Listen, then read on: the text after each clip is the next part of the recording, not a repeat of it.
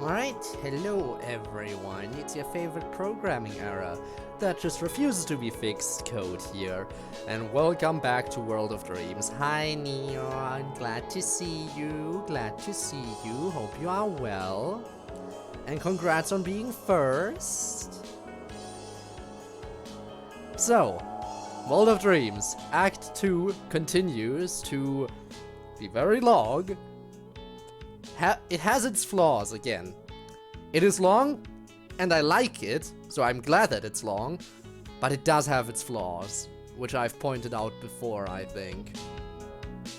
So we'll see how many of those other flaws we will find. Anyway, hi Rob, hi Spinne. If you play the DLC, then Rob will find you. I know. And hi Dan, how's it going? By the way, Dan, you are also playing this mod, right? How far did you get so far? If you want to lurk again, that's absolutely understandable, but who knows, maybe you're already done with it, for all I know. Alrighty then. Let's load our game back up, shall we? So we were about to grab something to eat.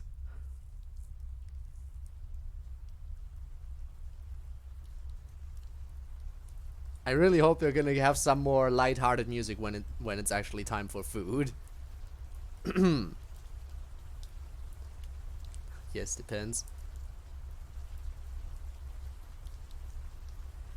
Ah, okay, so you're at that point. Then yeah, it's totally fair if you might want to lurk. Definitely. Appreciate the lurk, though. Yeah, it does get pretty intense. Very, very intense. Well, have fun with the rest of the mod, and I appreciate you just coming by. Now then, shall we just get right into it? I think so. Maury and Monica are both pushing in the metal wheeling tray with a large steaming pot of something that smells incredible. Beside the pot, I see a glass jug of ice water and a steaming platter of dinner rolls. Alright, gotta get back into this.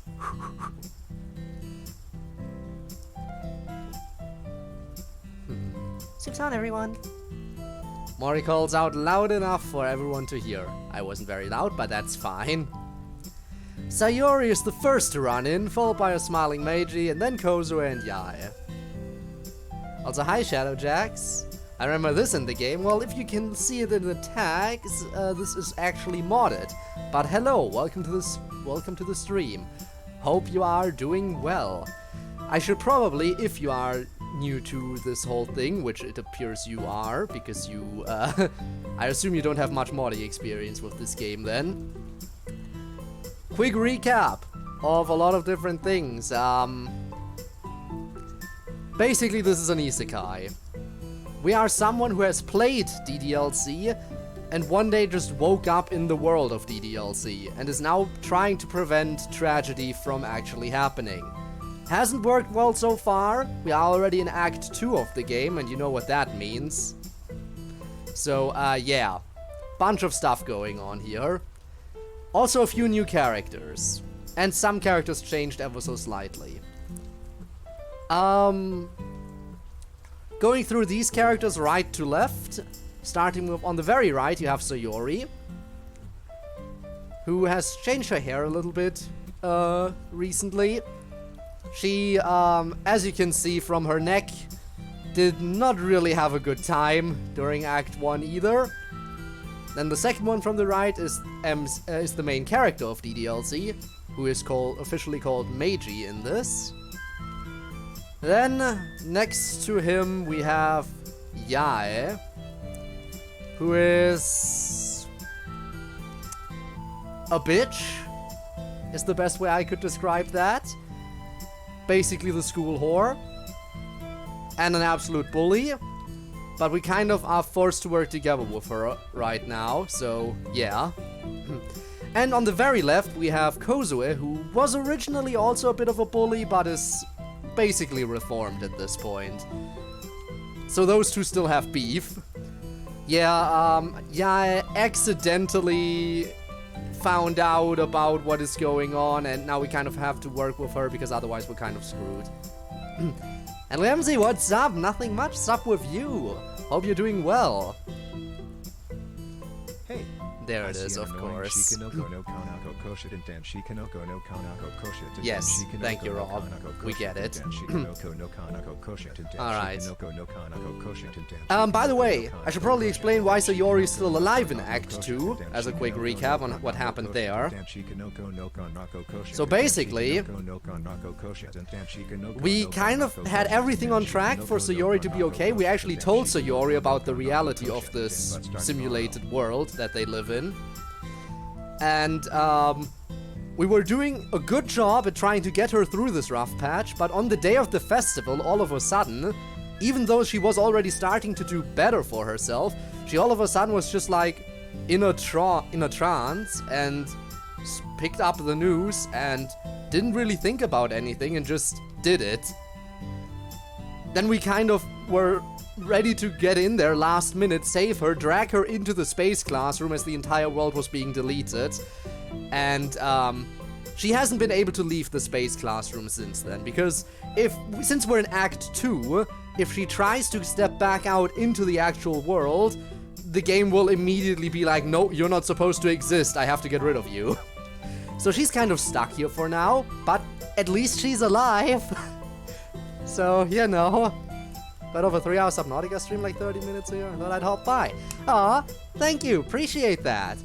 How did the stream go? What were you up to during that? Kind of curious. Alright. Now, to actually get something to eat, shall we? I stand and walk over to help grab the bowl set beside the pot. I'll help set the table. I'll have two! Soon everyone is jointly setting the table with bowls, spoons, glasses and napkins until eventually everything is set up. Mori comes around and uses the ladle to dish up a healthy portion to everyone. Sayori, who is walking behind Mori, carefully pours iced water into each glass. The smell of a delicious beef stew fills the air as she does so. Monika takes a seat next to me, on my left, with Yai seated on my right. Alright, Monika and Yai also had some beef, by the way. Because Yai, as a professional bully and the school whore, has kind of decided to tease Monika a lot, utilizing me. And I will leave it to your imagination if you if you weren't there for what happened. Natsuki is still opposite me, and Sayori and Meiji sit on opposite sides of her. Also, hi Nev, thanks for the head pads and to hydrate. Thank you very much and welcome. Hope you're well. Monika is crazy anyway, so oh well. I mean, yes, fair. But remember, Sayori also went crazy. It's not as much that Monika is crazy as a person, it's more so that absolute power corrupts absolutely. Remember, at the end of the DLC, when Monika was gone and Sayori became club president, she immediately snapped and also brought you to the space classroom. She didn't even wait around for anything. So, take any Monika is crazy talk with a side of salt, is what I like to say here. Oh yeah, also by the way, Monika was hardcore flirting with us ever since we arrived here. Because obviously she would be, she's like, oh my god, it's the player, he's actually in the same world as me, how could this be? So, yeah, there is a lot of romance going on there. But, unlike... To clarify also, player and main character are two different people, currently. And if Sayori has a soft spot in your heart, then I'm happy to say that Sayori is canonically together with the main character in this. So they're a couple. That's a win for the childhood friend. So, yeah. They basically got together with a little bit of help from our side. Before, you know... Right, that's another thing I should probably clear up. Basically, when I said we were isekai'd into this world, I meant, specifically one day, we woke up in the body of the main character. But the main character was also still conscious. We just completely took over his body, but he was still there in our brain and was like talking to us like, what the hell, why are you in control of my body? Why can't I do anything? Why are you taking over my life? What the hell is going on?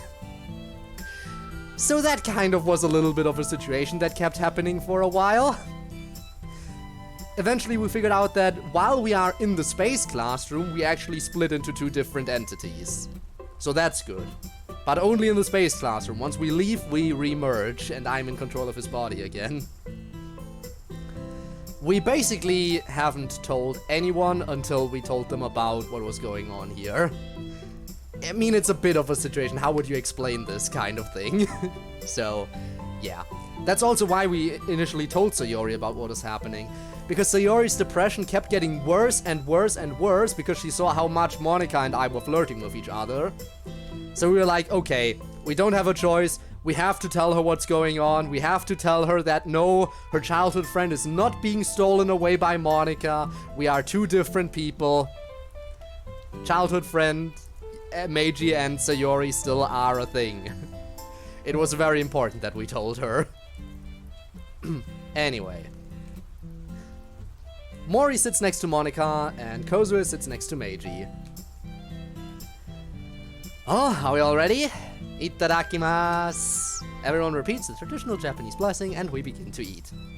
For the most part, the meal is a silent affair, most of us assumedly deep in thought in regards to the many situations we're finding ourselves in. While most of us eat slowly and thoughtfully, Natsuki is the sole exception, eating fast, but with table manners. To my surprise, she even requests a second bowl and finishes that too. It makes sense to me, since it's likely this version of her body hasn't had a decent meal in a while. Monica eats her meal slowly, almost savoring the kind of meal her choice of diet has long denied herself. Yeah, imagine that, Monica eating meat products here. Unheard of. I see brief flashes of a smile occasionally appear on her face as she takes bite after deliberate bite. Eventually we're all finished. I stand and begin gathering my dirty dishes. Is everyone finished? Sayori, I'm dying. Sayori waves her hand and she spoons one more bite of soup into her mouth. Is Yuri in this game? Yes.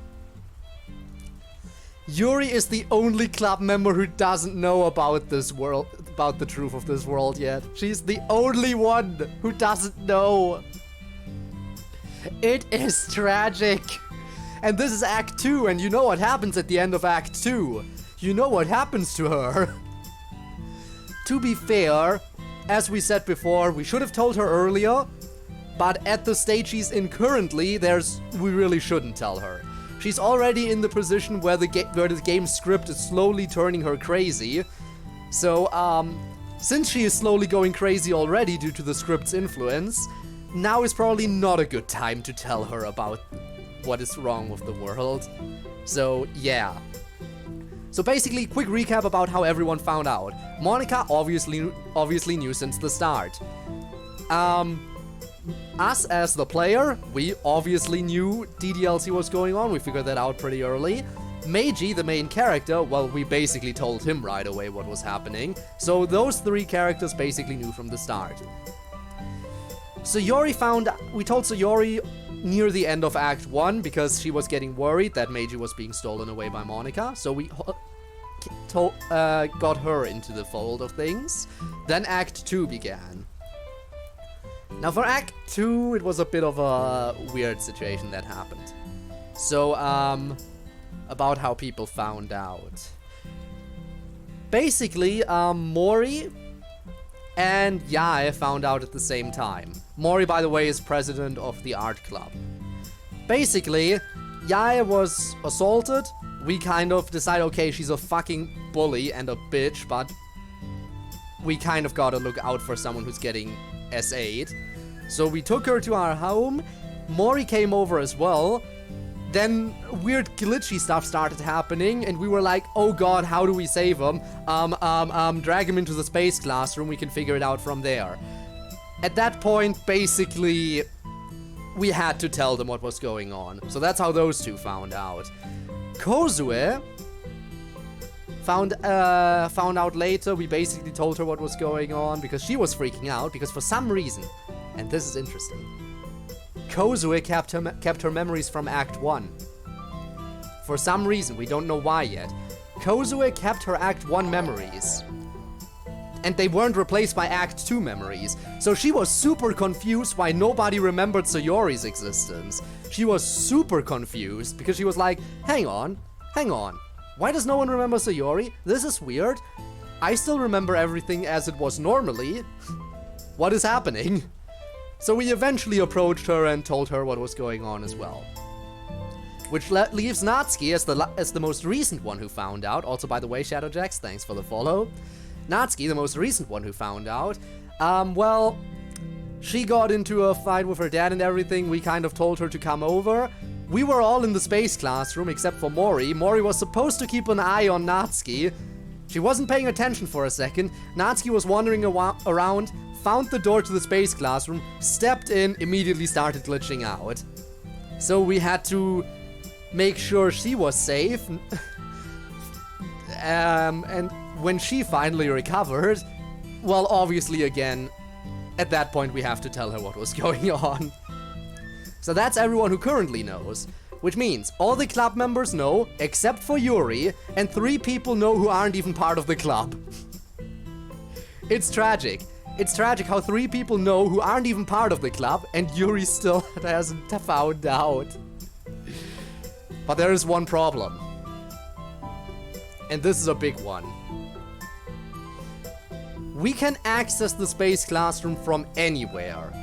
We just need one. There are 2 pens, I believe. I believe it's 2 exactly currently. 2 pens that have like a little key in the lid. If you unscrew the cap, there's a key in there. Use that key on any door, and it'll turn into a door to the space classroom. We left our pen in our bag. We dropped our bag while at school today, and just went home without it. Yuri steals a pen from you during Act 2 at one point. If Yuri steals that pen and finds out by chance about the space classroom without any of us telling her properly, that could be a problem. And I am very, very worried about that happening. So, let's hope that doesn't happen. The classroom. Had to figure it out from there. Not have mentioned the convulsing. Yeah.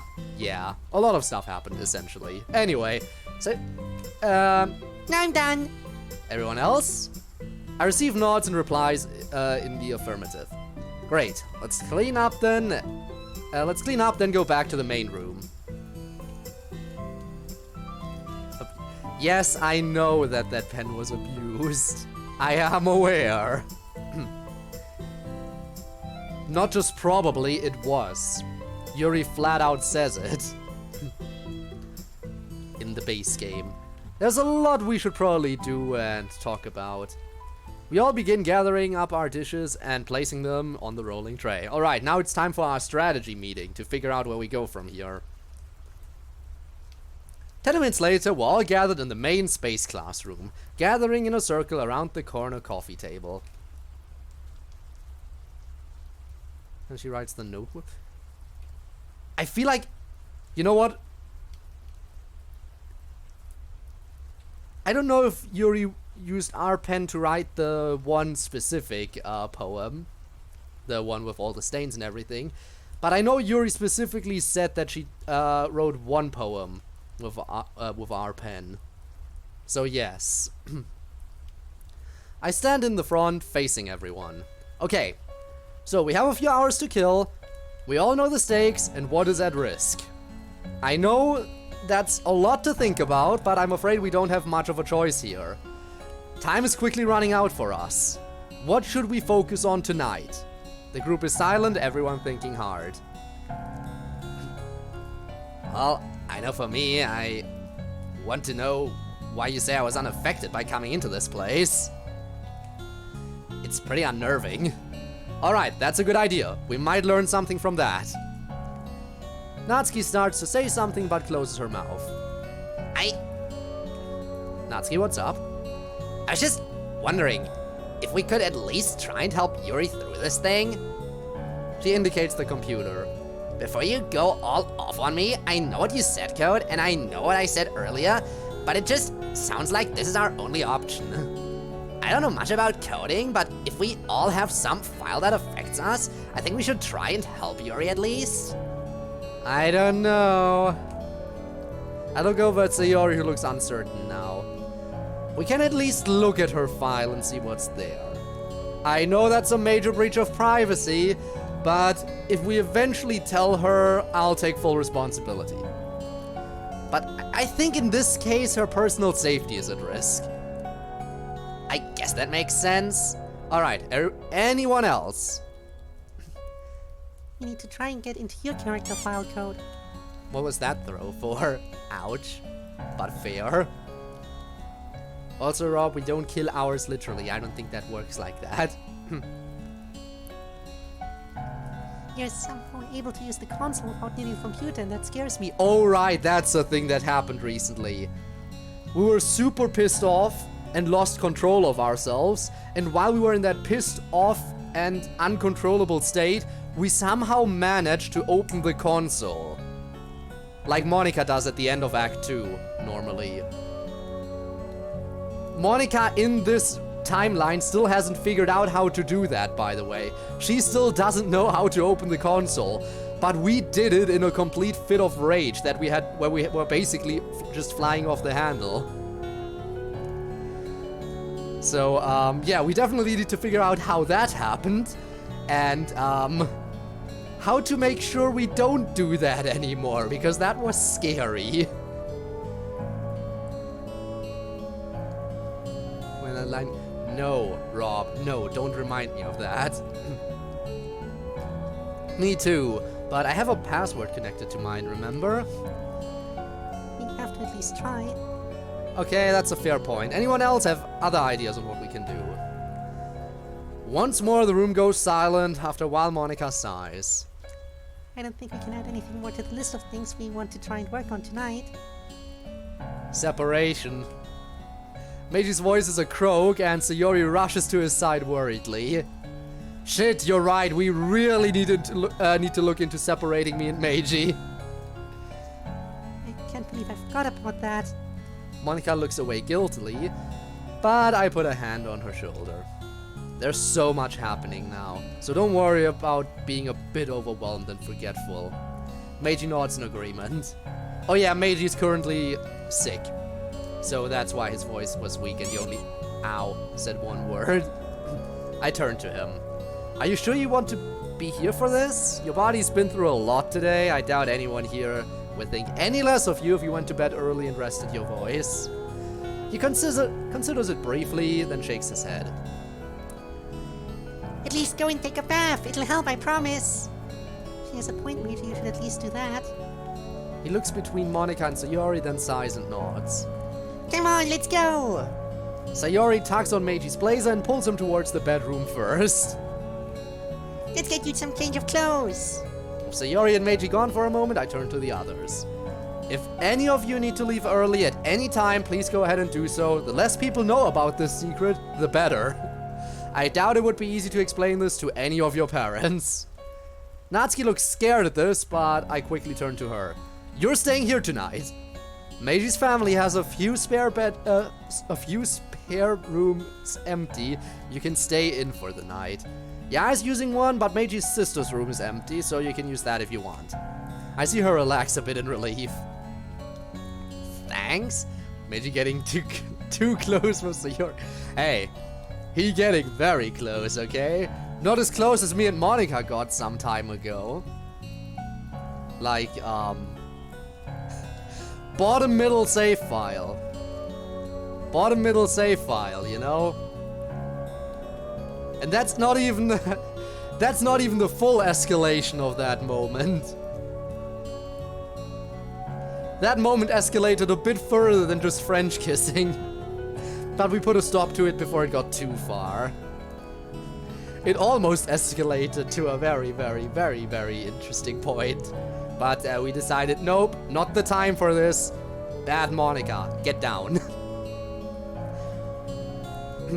Thanks. My parents aren't my parents aren't used to me coming home after dark, so I should be fine.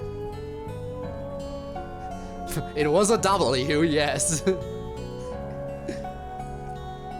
I might leave in a couple of hours. The weather did say that the rain was going to get worse again tonight. I'll take care of the dishes before I join you, though. Alright, sounds good. Mori heads out, pushing the cart of dishes back towards Meiji's house. Alright then, is everyone else ready to get to work? Everyone nods and replies with the same affirmative again. I grab my laptop and head for the couch. And let's put our hands to work, everyone. The night passes by, and after quickly setting up a timer so we can split the work up evenly, we begin. We start by looking through CodeErr's character file first. For some reason, unlike the night before, her file appears normal. We scroll down to the memory lines. Alpha memory equals true. Beta memory file equals file not found. Oh, that's interesting. So that's why she kept her Act 1 memories. Because there were no Act 2 memories it could use instead, so it defaulted back to Act 1. But why does she not have Act 2 memories? Oh, that is intriguing. Why would she not have them? Huh. Unless for some reason CodeErr wasn't even supposed to exist in Act 2? Yeah, exactly, as Rob just said. Maybe she wasn't meant to exist, but in that case, if she wasn't meant to exist, then why does she exist?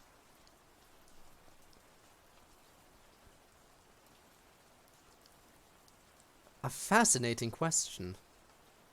Huh. Wait, some delete flag? Yeah. Okay, here's the theory that she was close to Sayori's house. I'm blaming Monica. Why her? Monica is actively working with us right now. And she knows if she tries to do anything suspicious, we will be mad at her. She has worked very hard to gain our trust. You don't trust her, which is fair. I understand, because you haven't been here throughout Act 1 and all of Act 2 we've played so far. Monica has been working tirelessly this entire time to work our trust. In the beginning, yeah. I see where you're coming from in the beginning. Shadow, you wanna know what the first thing was she said after we told her that Meiji still exists? Because as I said, Meiji was still in our head, right? We controlled his body, but Meiji was still in there. You wanna know what Monica said after we told her that? Her first suggestion upon finding out was, oh, maybe I can find a... Don't worry, I can find a way to delete him. I was like, bitch, you what? He is listening too. You just basically said to his face, oh, don't worry, I can delete you from existence. Don't worry, this person controlling your body will soon be all that exists. You will be gone. Yeah, it took us a moment, but... I am fully convinced that she's on our side at this point. She worked very hard. For quite a while. So I trust her at this point. But I understand why some people who don't know the entire story wouldn't. Very fair. Anyway, theory about this. CodeErr was very close to Sayori's house when the deletion process happened. She saw us running into Sayori's house to save her. And she tried to call out to us at that point too. Did she do anything else? I don't think she said she did anything else. She just saw the world crumble apart.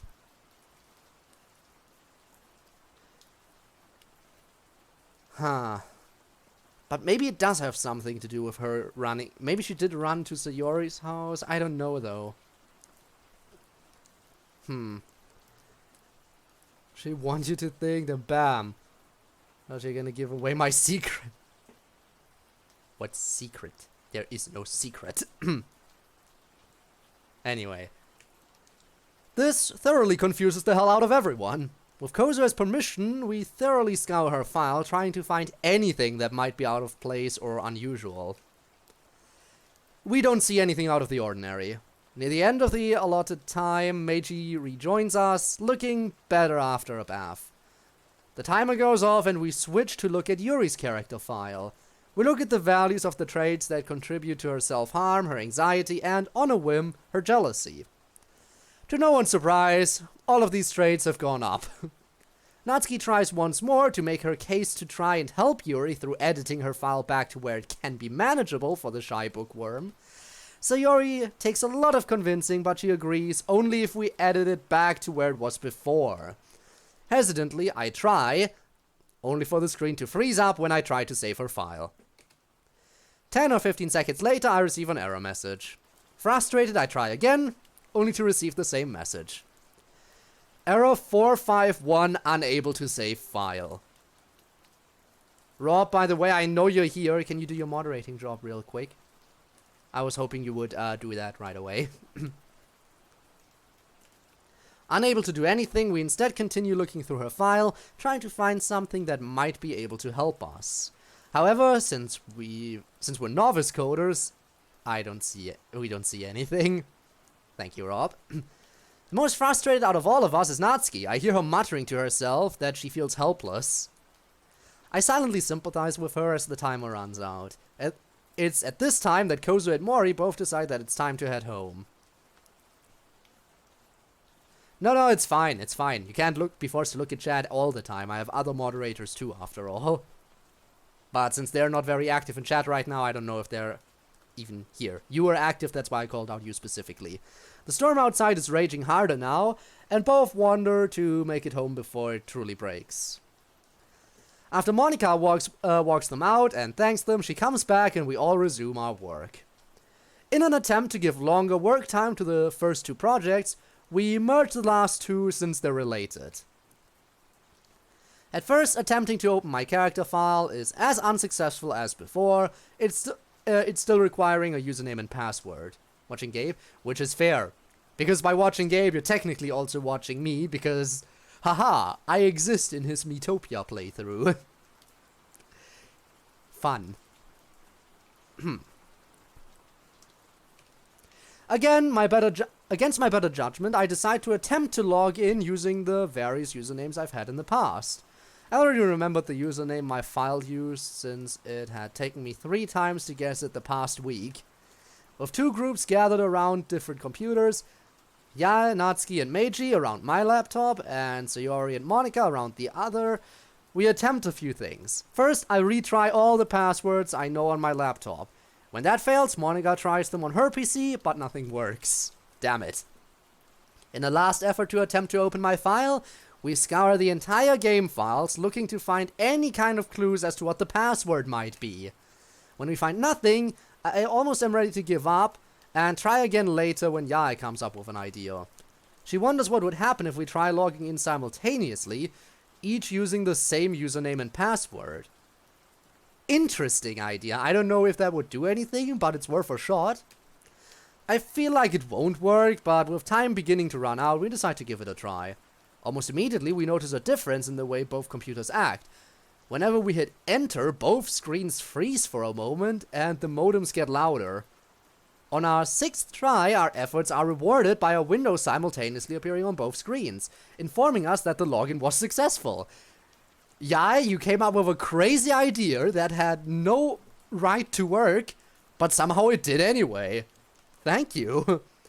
Out of the corner of my eye, I see Yae smiling in a triumphant manner. She really is smarter than she gives herself credit for.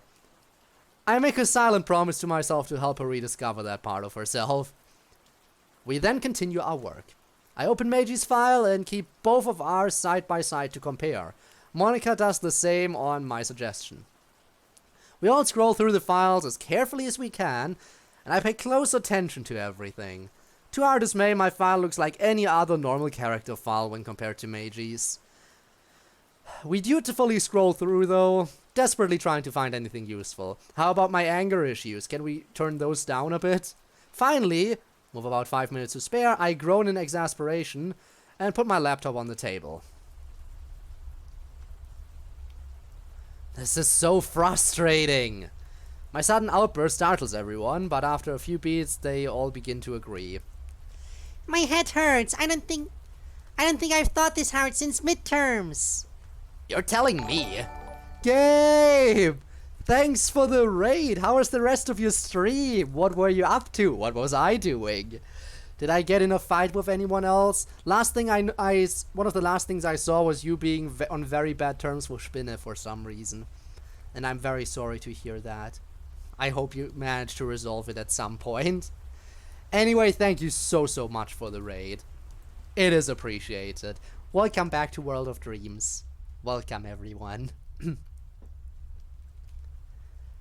I can't even wrap my brain around this stuff. I'm not a good student after all. Well, I don't know where we can go from here. Hey, it's okay. Hey, it's okay, Monica. We at least got something done tonight. She's right. We got my file open and CodeErr looks like it's back to normal. It might not be much, but it's definitely something. We're making progress, even if it's little by little. Yes. By a Mars meter. Of course I got eaten. Perfect. Glad to know that.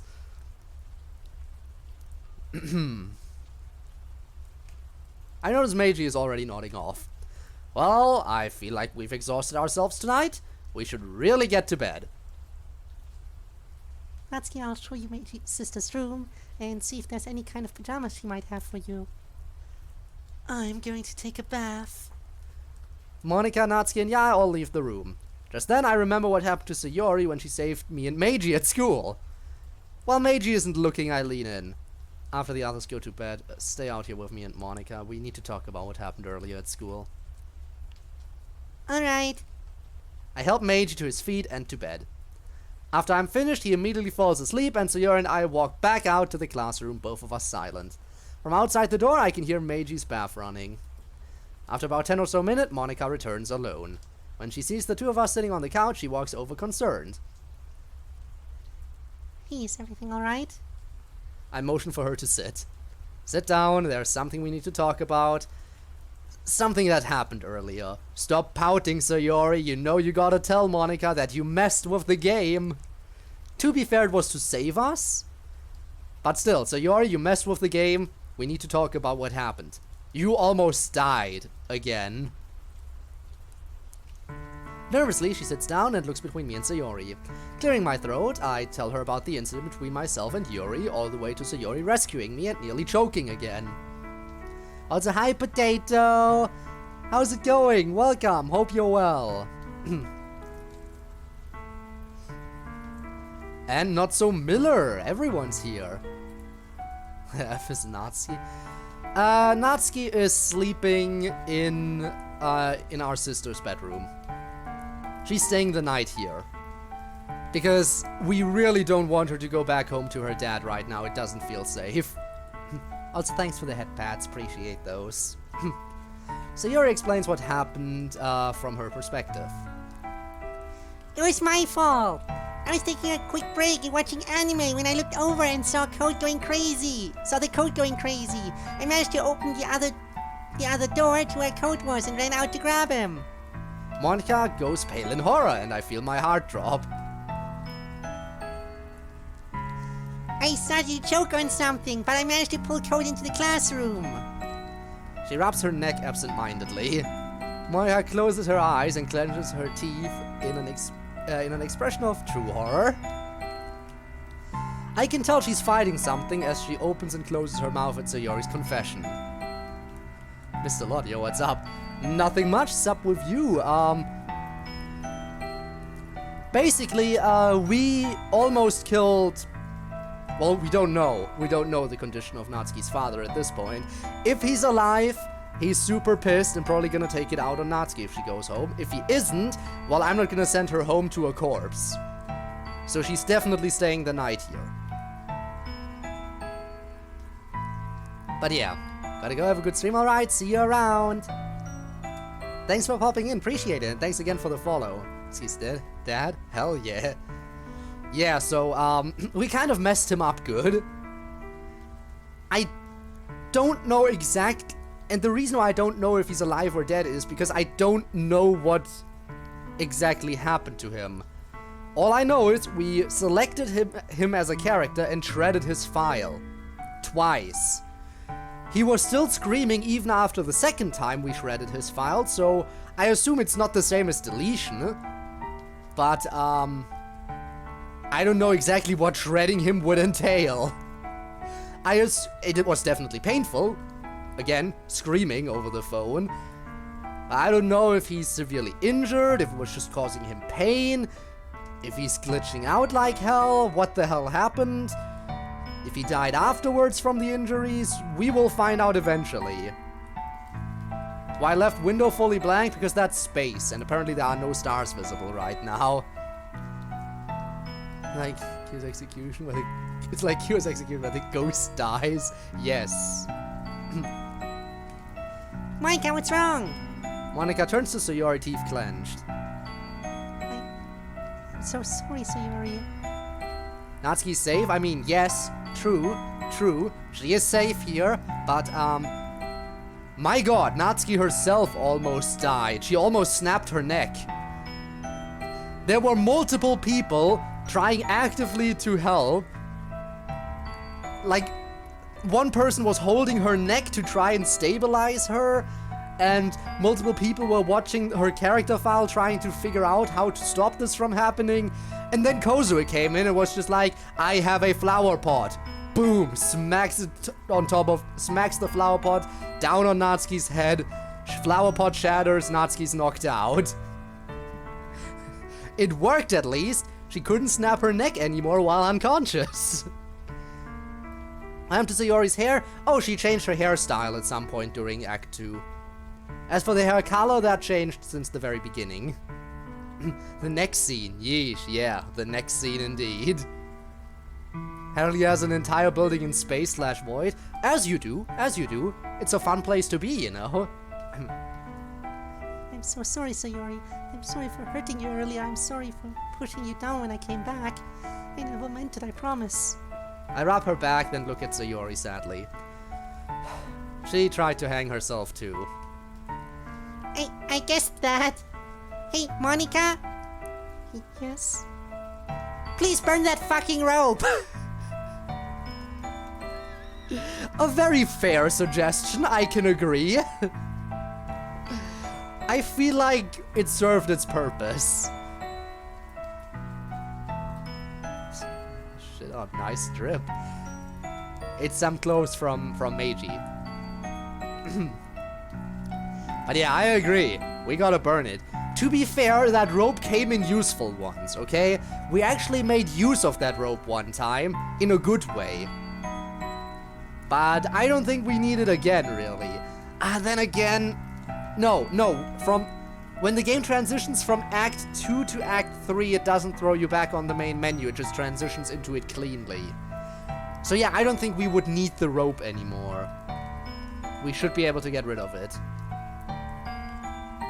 Invented a literature club that doesn't? Yeah, every literature club needs a space classroom. Yeah, the different hair color as well. Basically, everyone's hair color in this is different, except for Monica. Monica still has the same hair color. So Sayori is a brunette now. Natsuki's blonde. And Yuri has black hair. So, the hair colors were changed to be more realistic. I believe that was the whole motive behind why the hair colors are different. It's for realism. Because this world, despite still being a simulation that kills everyone, is still, yeah. Alright. Anyway, we're burning that rope, I guess. Monica is taken aback by her use of language again, briefly pausing to looking at her. Get it out of here and burn it, please. Seeing you use it on yourself, I was so scared for you. I was too. Monica's lower lip quivers, and she covers her face with her hands, screaming out apologies over and over again. I'm so sorry, Sayori. I'm so sorry, Code.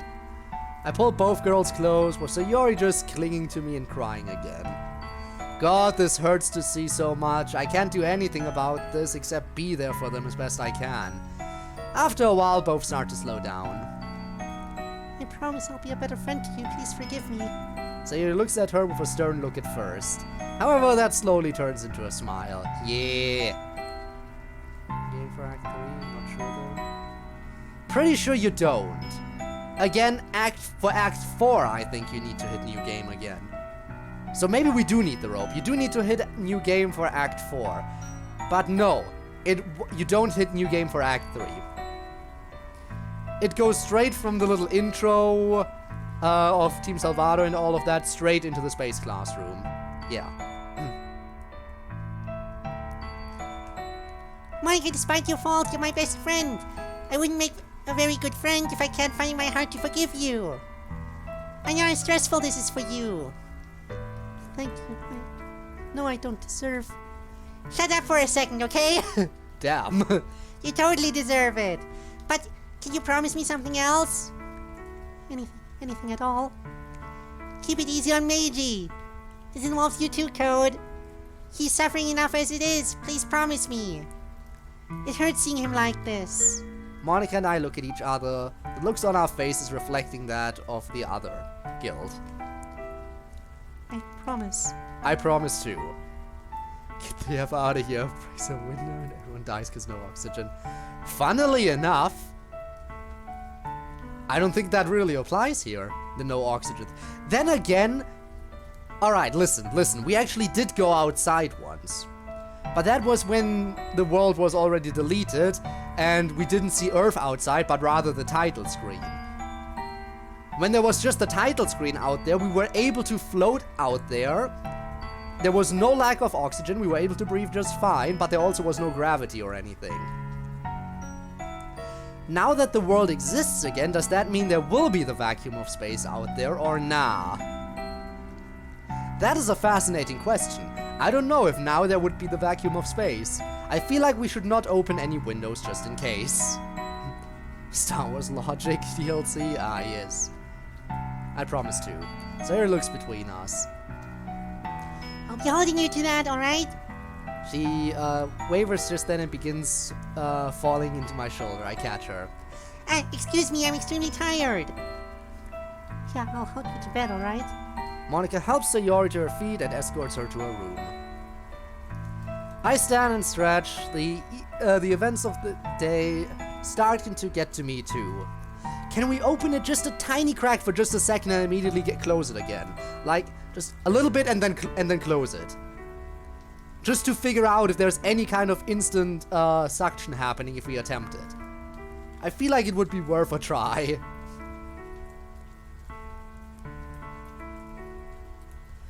I make my way to our bedroom. I almost collapse onto the bed, exhaustion pouring over me. After a few minutes, Monica shuffles into the room and directly over to me. She looks up at me with an uncertain look and approaches me. Code, we are going to make it through this, right? Please tell me we're gonna be okay. She comes over and lies next to me, laying her head against my chest.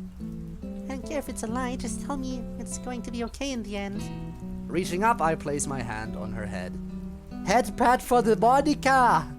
Everything is going to be okay, I promise. And everyone remembers that. Space and they all die, yes. I hear her gasp a bit. She reaches up and grabs onto my shirt, clinging to it with a desperate grip. I really hope that doesn't end up being a lie. No, Monica, I'm not lying. We will make it through this, I promise. Thank you. I love you, Code. Please tell me you love me too, even if it's a lie. Please tell me I'm a good person, even if it's a... I silence her with a deep kiss, wrapping my arms around her. We're doing this again!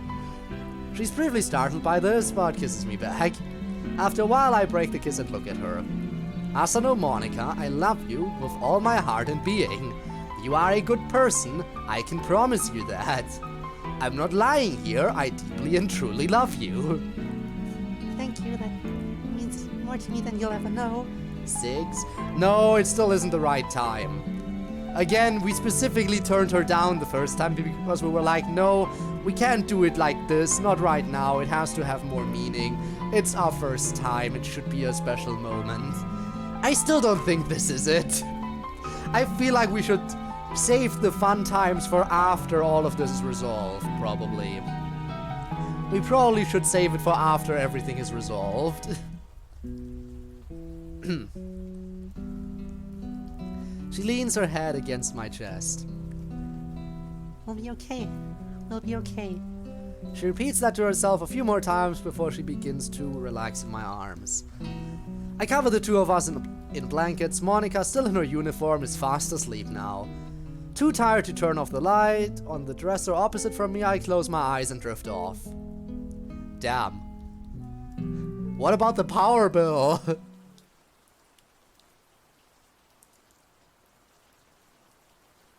Thursday. It's Thursday. Should we be scared? It's not Friday yet. Friday is where everything goes to shit.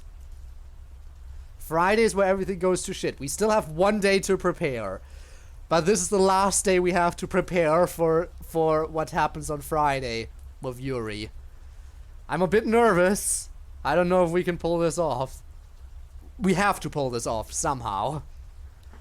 Worst case scenario, all of us grab Yuri so she cannot do anything. Alright, we have to make sure that there are multiple people in the room on Friday. When Yuri attempts to do her thing, everybody grabs her. Everyone tries their best to get the knife out of her hand and drag her into the space classroom where she's out of the script's influence. I feel like we might be able to do this. Maybe. There are a few problems. 1.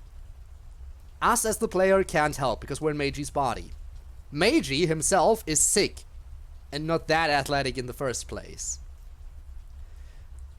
So Yuri can't go there because, you know, reasons obviously. Natsuki is not exactly the strongest as much as I want to believe in her rage powers.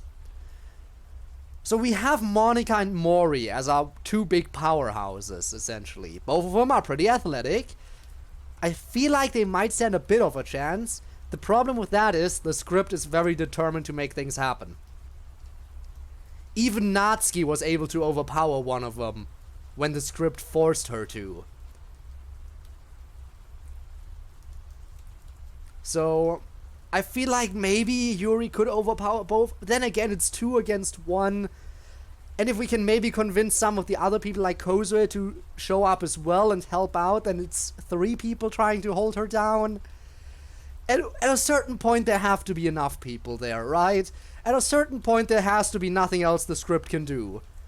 There's only so much power the script can hold, potentially, right? Right? Copium. Huh? I sit up fast, gasping for breath. I'm sweating and shaking slightly. What the hell was that about? I look around the room again, relieved to see that I'm next to Monica, whose eyes are open in a flash. Babe, what's wrong? Oh, forgot the follow? Thank you for the follow, appreciate that.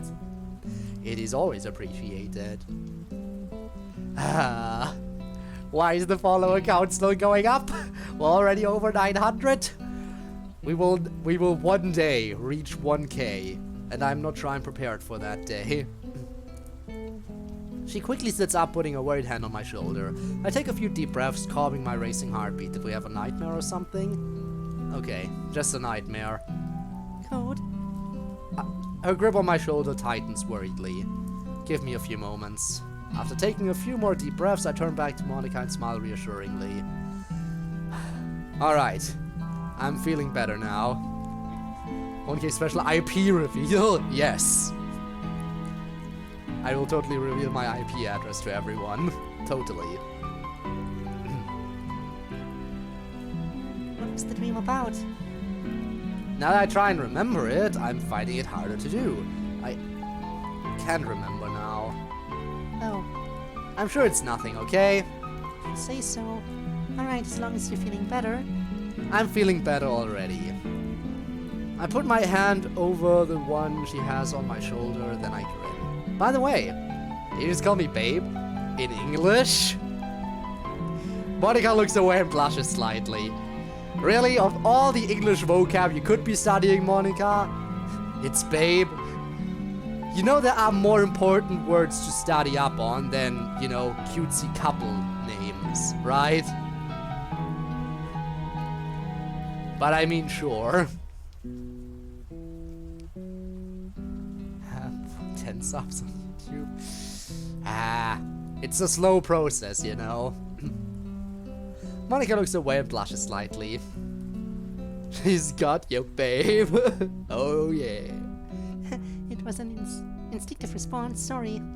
No, don't apologize. I love it. Babe. She giggles softly. I like it. Good. Just then the door bursts open, causing me and Monica to jump. To my surprise, an unlikely pair of people rush in. Okay, so it's the two who are sleeping in the, in our actual house. Right. It's the two people who are sleeping in our home instead of the space classroom. So that's why those two are the ones rushing in. Is something happening outside? Is someone at our house or something? Hey, you guys, there's trouble. Natsuki and Yaya stopped just then, looking between the two of us. I'm sure we're a sight to behold, Monica still in her uniform and me looking somewhat disheveled. I don't know what ideas you're getting. I don't know what ideas you're getting. But if it's anything of the kinky sort, about me and Monica wearing her school uniform while in bed, it's not like that. Trust me, we would have undressed if it was anything like that.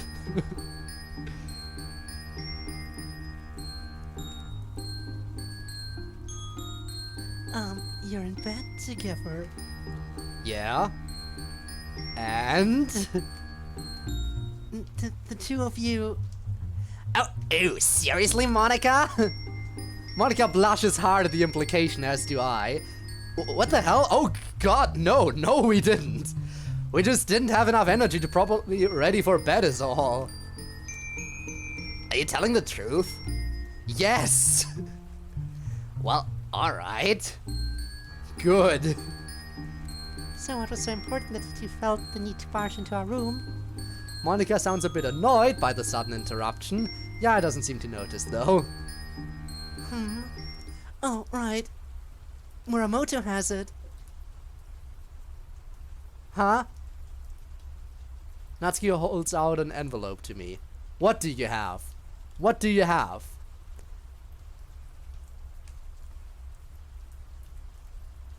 Also, how did you find this on the front porch a few minutes ago? Weren't you supposed to be sleeping? What, did you see some movement outside and decide to check it out? Alone? Because if so, that's risky. Or did you wake up Yaya before checking it out? If so, good on you for trying to get some help at least. I found this on the front porch just a few minutes ago. What? Who could have left this here, and why bring it to me if it's addressed to Meiji? Look at the envelope again. I do so, and my heart stops. Meiji's name is written in very neat cursive English. The cursive looks familiar too. Oh no. Oh no, I know exactly who this is from. Oh no. Oh no. Oh no. Oh no, oh no, oh no, oh no, oh no, oh no, oh no. Why does she have my address? Oh, no, never mind that. She probably has ways to figure it out. It's Yuri, isn't it? It's Yuri. It could also be a certain other bitch who is in the school and who's making a name for herself as being, you know, horrible.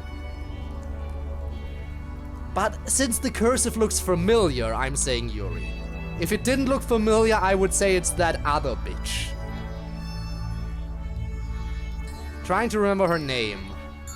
Was it Kotonoha? I think Kotonoha was her name, right? Yeah. It could be her, but again, it looks familiar, so it has to be Yuri, right? The door opens again and Sayori pops her head in. Guys, is everything okay in here? I don't think so. I hold out the letter for her to see and explain what Natsuki just told me. Dear Meiji, why the F did you kill Natsuki's dad? Yours truly, the FBI. Ah, yes. The FBI, obviously would be the FBI.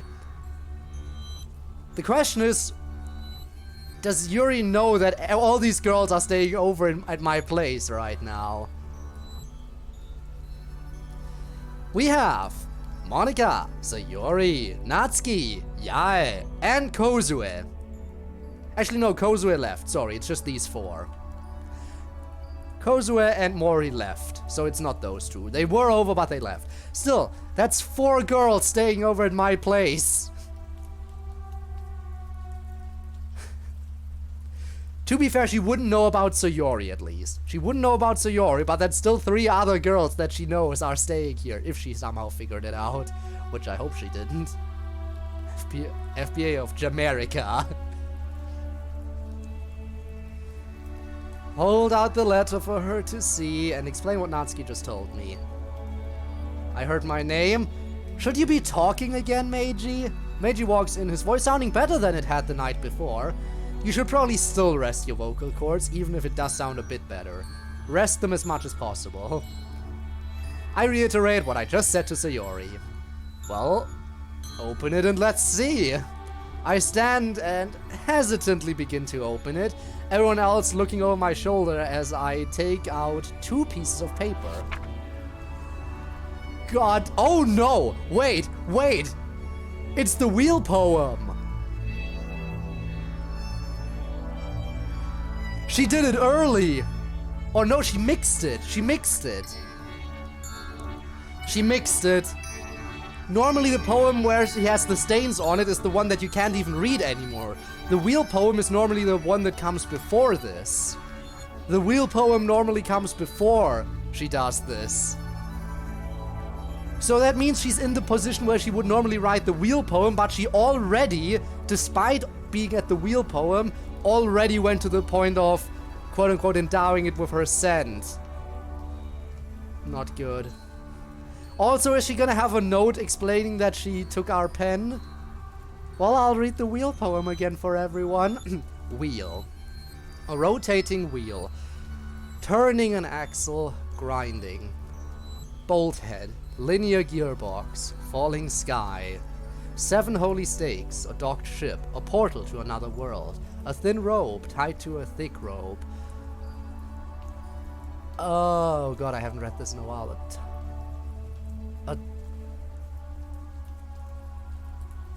A torn harness? There we go. Parabolic gearbox. Expanding universe.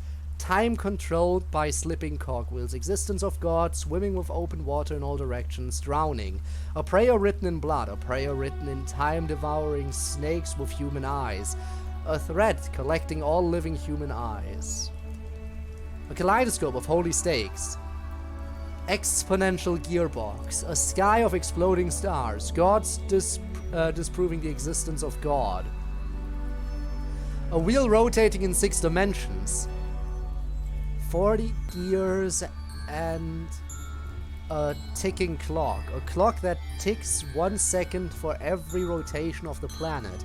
A clock that ticks 40 times every time it ticks every second time.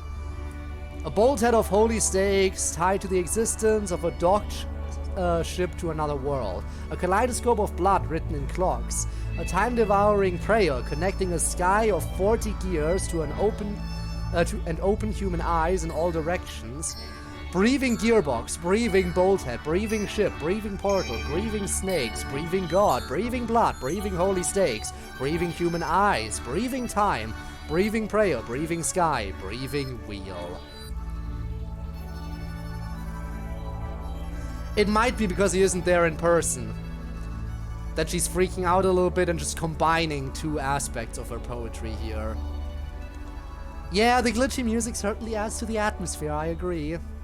I flinch and cover my nose as a strong odor wafts into my nose. The others do the same, so Yuri and Natsuki even gagging. Yaya looks at the poem horrified.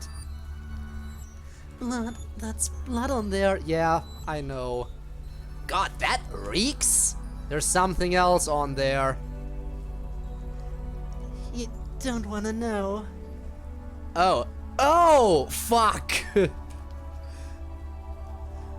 Monika, Sayori, Meiji, and I exchange a look of fear ourselves. Yaya and Natsuki notice this. What, you guys know who this is from? It's from Yuri. Big tit goth girl? That be her. Natsuki and I both glare at Yaya, who flinches. Sorry, force of habit. Get out of that habit! I'll try, but you sure it's from her? Yes, Yuri wrote this. It's a dead ringer for a poem she wrote in the original game. Mommy? Yes. Yes. I don't think you want to know more about this. I don't think you want to know more about this poem. I'll take your word for it this time. What's the other piece of paper? I place Yuri's poem down on my dresser and unfold the second one. You might want to disinfect that dresser later. It's a typed out poem written in English. What does it say? Read out loud, please, and translate while you're at it. Sure. Oh, this is a new poem! New poem! Original.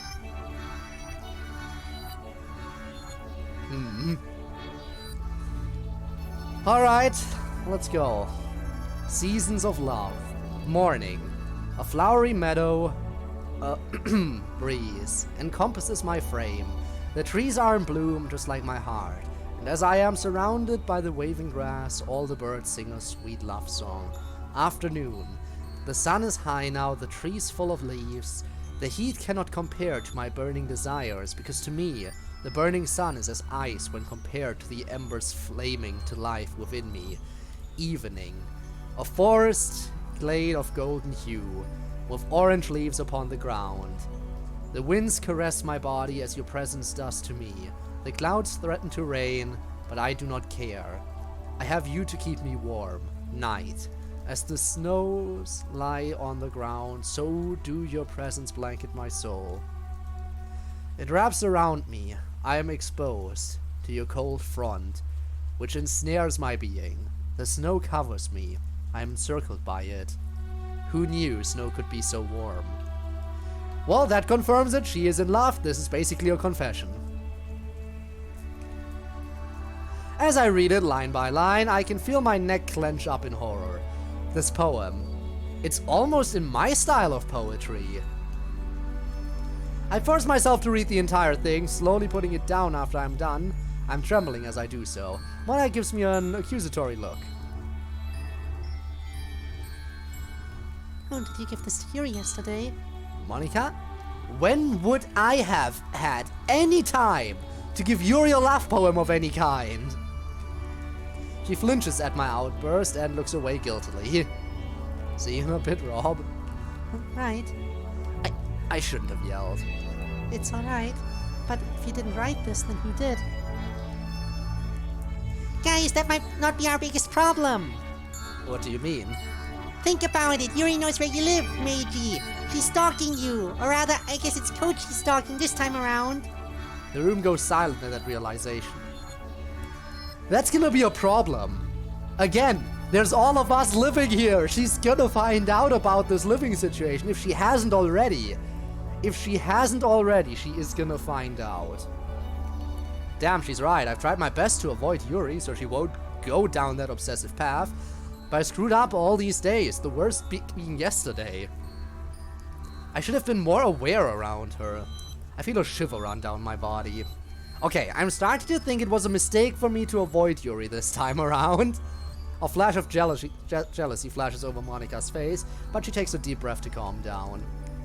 What do you mean? I was hoping that by avoiding her, we could avoid her becoming obsessed with me, but it seems like that won't really work this time around. Her mental state is deteriorating fast. Too fast to ignore. We really should sit down and talk to her today. Yeah, you can count me out of that. I doubt anything coming from me would be any help at all. She was the subject of my group's bullying in both worlds. Probably a good idea, but the rest of us should talk to her. At least me, Monica, and Natsuki. Are you sure you want me there? I'm not that good at this kind of thing, you know? Yes, I'm sure. I think the sooner we do it, the better. This isn't something we want to waste time avoiding. Agreed. Hey, Natsuki, I don't think Meiji's phone has your number in this timeline. We should exchange it. Oh, alright. Natsuki quickly exchanges numbers with Meiji. Okay, great. So, everyone keep an eye out for Yuri. Whenever you see her, send a message out to everyone else. What about me? You said you didn't want to be involved. I can at least look out for her, you idiot. I freeze. She's right, I completely forgot. Fine, fine. Text Meiji's phone if you see anything. Yeah, I know. Okay, now that that's taken care of, what time is it anyway? My phone says 6:13. Damn, that's early. Well, no sense in wasting time. Let's all get ready for the day. I assume everyone is going to want a morning shower. Everyone nods in response. Okay, I'll go last, but whoever wants to go first, please do. We have 2 showers, so split apart as best you can. We all begin spreading out and get ready for our day. Meiji and Yae head to the showers, while Monica and Natsuki head to the new kitchen to make breakfast. Natsuki and Monica, the 2 best girls of this game, making breakfast. Natsuki, of course, being top best girl. Monica, second place. They're working together for breakfast, so this is gonna be amazing. Are we gonna have dessert for breakfast as well? Because Natsuki would be amazing at that if we're getting desserts as well. But no, breakfast isn't the kind of meal where you have dessert. I'm sorry for assuming. Worried, I asked Natsuki quietly if she'll be okay working with Monica after what she just learned the day before. Natsuki crosses her arms and sighs. Look, I'm sure after what you saw yesterday, you're expecting me to be all pissed off at her, right? Well, to be honest, yeah. Right. And I still am angry at her, and you, to be honest. I figured that much. But after what I've seen and felt here, I figure yelling at the 2 of you would be pointless until this is solved. She points out the window at the still rotating Earth.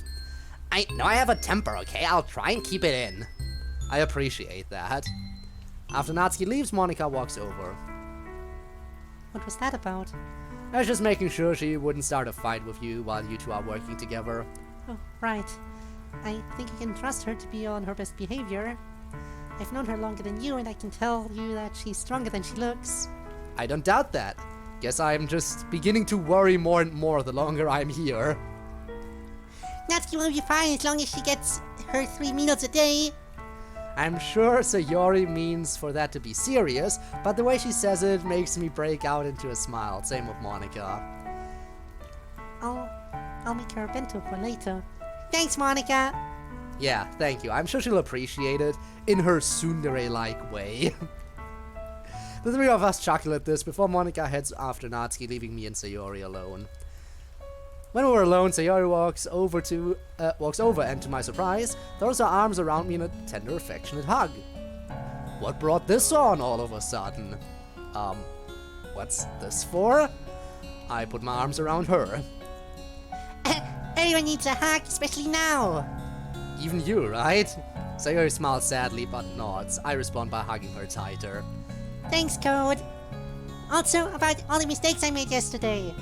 It's alright, I realize we've been putting a hell of a lot of pressure on you these past few days, so I was hoping some entertainment would help keep your spirits up. It's not like we have access to antidepressants here. I managed without them for years before you came here, so I'll be fine. Are you sure?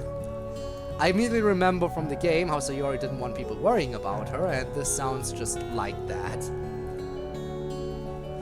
You realize this makes me more worried about you, right? I know. And I'm glad to know you're concerned.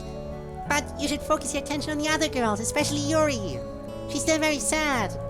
That childlike assessment speaks volumes, not just about Sayori, but about Yuri as well. Of course, Yuri's sad. She's under so much stress, for many different reasons. As I stand there thinking about it, a lot of things begin making sense about her recent actions. Code, what are you thinking about? Just about how Yuri's stalkerish behavior makes sense in a sad way. How? We break the hug and I sit at the couch, Sayori joining me. Well, you'll forgive me for thinking out loud and using you as a sounding board. What's that? Just someone I can bounce ideas off of. Oh, I see. Okay, sure. Thanks. So, this is just going off of what I know so far. Last week, Yuri told everyone that she lived alone, right? She was very insistent on that. But this week, Monica and I both find out that she lives with her mom, who's suffering from a deadly cancer. Now, from what I can gather, if the circumstances this time around are different, game script or not, her behavior makes sense. Sayori looks away slowly. Actually, you've got one of your facts wrong. Last time Yuri was actually living with her mom all along. Oh. Okay, I guess it makes sense as to why she was reluctant to share that. Okay, so revising my hypothesis. In the first part of the original game, if you go down her route, the way in which someone like her opens up to the main character is, in my opinion, unusually fast. Code? I'm curious too. Okay. So we know now that Yuri is the focus of bullying, and I don't think it's happened in just high school. Don't take what I'm about to say the wrong way, but it's pretty common for people like Yuri, shy, socially awkward, and introverted, to be singled out in school for being different. Which, since we're in Japan, makes the situation even more extreme. Yuri opens up to the main character in the game pretty fast, and I think that's due to the fact that despite being shy and introverted, she's lonely. I think even when surrounded by her clubmates, she might want something more. Code, Earth to code. Don't interrupt, Sayori, this is important. A person, like a boyfriend, someone she can be more valuable with and share interests with. Code! What? Sayori shouts, bringing back to reality. Do you even hear yourself right now? You're talking about Yuri like she's some sort of science experiment. Sayori's death glare could cut steel. Wait, when did Meiji get here? He said he was curious too. I didn't realize. When did you get here, Meiji? Sayori's expression immediately turns to that of concern more than anger. Listen, I know it might sound weird like talking about her like some science experiment, but you gotta admit, in this situation we gotta take a very matter-of-fact approach to this. Analyze the facts, lay them out as logically as we can. Yes, we're talking about a person. And it sounds like we're talking about, as you put it, a science experiment. But we need to be as calm and logical about this as possible. You can't blame someone for that. Are you alright, Code? What happened there, man? It seemed like you didn't even see us. How did I get that disconnected from myself like that? Here's a person. I can't just treat her like a problem that needs to be solved. I'm sorry, I don't know where my mind went just now. I won't do it again, I promise. Thank you for snapping me out of that, Sayori. It's alright, as long as you're okay. Let's get back to what we were talking about. When you were explaining the game to me, you mentioned that the main character showed interest in Yuri's book during her route, right? Correct. That reminds me of when I tried to get closer to Yuri. I was interested in this one novel she was reading. I can't remember the title, but it was fantasy. She started opening up, but I think the wine incident shut her down again. Sayori looks away a bit guilty now. Wine incident?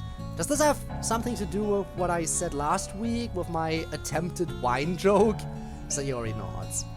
She brought a bottle of wine to the club room one day, and I overreacted now that I think about it. Meiji puts an arm around her. Man, Yuri must be good at sleight of hand or something if she's gotten away with bringing these things to school. She pulls out a bottle out of nowhere and asks if anyone wanted wine. I yelled at her, and, well, she was more quiet after that. I think she resented me after that. I can't imagine you yelling at her, or rather I couldn't have before now. If it's any consolation, I don't think she resented you. Remember last week, you and Monica talked about your depression before we went shopping? Afterwards, she told me and Monica she'd be there for you as best she could be. You know Yuri, she cares deeply about the few friends she does have. She cherishes them. She wants to escape from the pain, but she never learned how to do so in a healthy way. She had to be strong to take care of her mom, and that forced her to mature faster than she deserves. Her only escape was hurting herself, but now I'm her escape. I take a deep breath, rubbing my forehead. My brain hurts, but I'm just guessing that's the case with Yuri. Makes sense to me. I look up and spot Monica leaning against the kitchen and dining room doorframe, her expression somber. How long were you there? Long enough. She walks in and sits next to me. About my earlier reaction to the letter, I jumped to conclusions too fast. Sorry about that. But what you're saying about Yuri makes complete sense. And after this letter incident, we should find her and try and talk to her. Tell her that we're all here for her and that she can come to us about anything that's troubling her. That's a good idea. Agreed. Also, thoughts on telling her about the game? Everyone goes silent there, thinking hard. I'm trying to think too, but it's hard to consider all the possibilities. Why not just tell her? Natsuki is standing at the door, arms crossed with a serious look on her face. Look, I get it, alright? I know why you'd be worried about her reaction to this, but seeing her like this, all confused and hurting, it sucks. Especially now that I know something can hopefully be done about it. I look over at the others, one eyebrow raised. Well, honestly, I'm still concerned about how Yuri will react now, but Natsuki makes a good point. I think we should show her, guys. She's our friend, so she deserves to know, right? You have a good point. So we're all agreed that we should tell Yuri. As long as we do it carefully, yeah. But I think we shouldn't show her until after we've talked about her own problems. Which is fair. I have a sneaking suspicion, and I hate myself for having that suspicion. Yuri will somehow find out before we tell her. She might have our pen, fiddling with it, find the key, attempt to use it, find the space classroom. It's a risk. I feel like it might happen, and I'm very worried about that.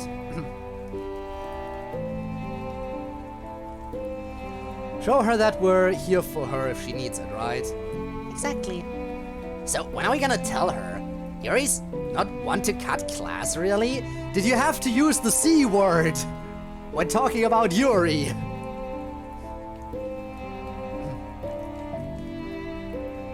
Well, we're gonna have to try and catch her either before class starts or during lunch. I'm more in favor of during lunch. This way we catch her when she isn't tired from waking up and we can find a quiet place to talk since most people will be in the cafeteria. Maybe that stairway under the construction we saw last time? Or, depending on how many people are in her classroom, we can stay in there. Sounds good to me. We're gonna be back together. Sayori's smile seems to lighten everybody's mood, including mine. But as a caveat, I think it should just be us telling her, not Koze, Mori, or even Yae. That might be too much for her to handle at first. Yeah, probably not. Also, last night's experience with Natsuki tells me we shouldn't have her enter the space classroom if we show her. You can say that again, my neck's still sore. Do you want some painkillers? Nah, it's not as bad as it was last night, it's going away. How did you sleep, though? Honestly, like a rock. The moment my head hit the pillow, I was out. That's some bed your sister has there, Meiji. How true, it's very comfortable. Why do you know how comfortable your sister's bed is specifically? You know what? I'm just gonna move on. I'm sure you had plenty of opportunities to switch rooms with her or something. What do I know? I stand and stretch, followed soon after by Monica. Alright then, everyone. Let's get some breakfast. In our new dining room. Sweet Home Alabama. Well, good thing he has Sayori now, so we won't be needing that anymore. After a rather calm breakfast, I take a shower and come out feeling refreshed and more awake. Like a normal human, Alright. Monika, Sayori, Meiji, and Natsuki are all sitting at the couch, waiting. Natsuki now in her school uniform and holding her school bag. You took your sweet time. Sticking out of Natsuki's bag, I see a wrapped bento box, but I don't say anything. Even if I'm not gonna be in my own body, I still like the feeling of being clean, you know? Yeah, hurry up. It's just past 7:20. She rushes to the space classroom door. Monika catches her before she can leave, though. Wait, Natsuki, I'd like you to watch this. After a nod from Monika, Meiji puts his mask on and we both walk to the door. Oh, right. Natsuki, you get to see how this works now. Hooray. Ouch. Although, no, it doesn't even hurt really anymore. Natsuki has a horrified look on her face after I recover. And that happens every time? Yes, it does. Pretty much, yeah. Damn. She goes silent. I'm gonna head out now. Natsuki walks down the hall quietly and is out of sight before I know it. Confused, screaming. Yes. Nudging Monika, I push her after Natsuki. Code? Go with her. I don't want her going to school alone. That's a good idea. Are you sure? I trust you to kick the ass of anyone who harasses her. Let's go! Also, CodeErr, how's it going? Welcome to the stream. Hope you're well. Hope you are very well.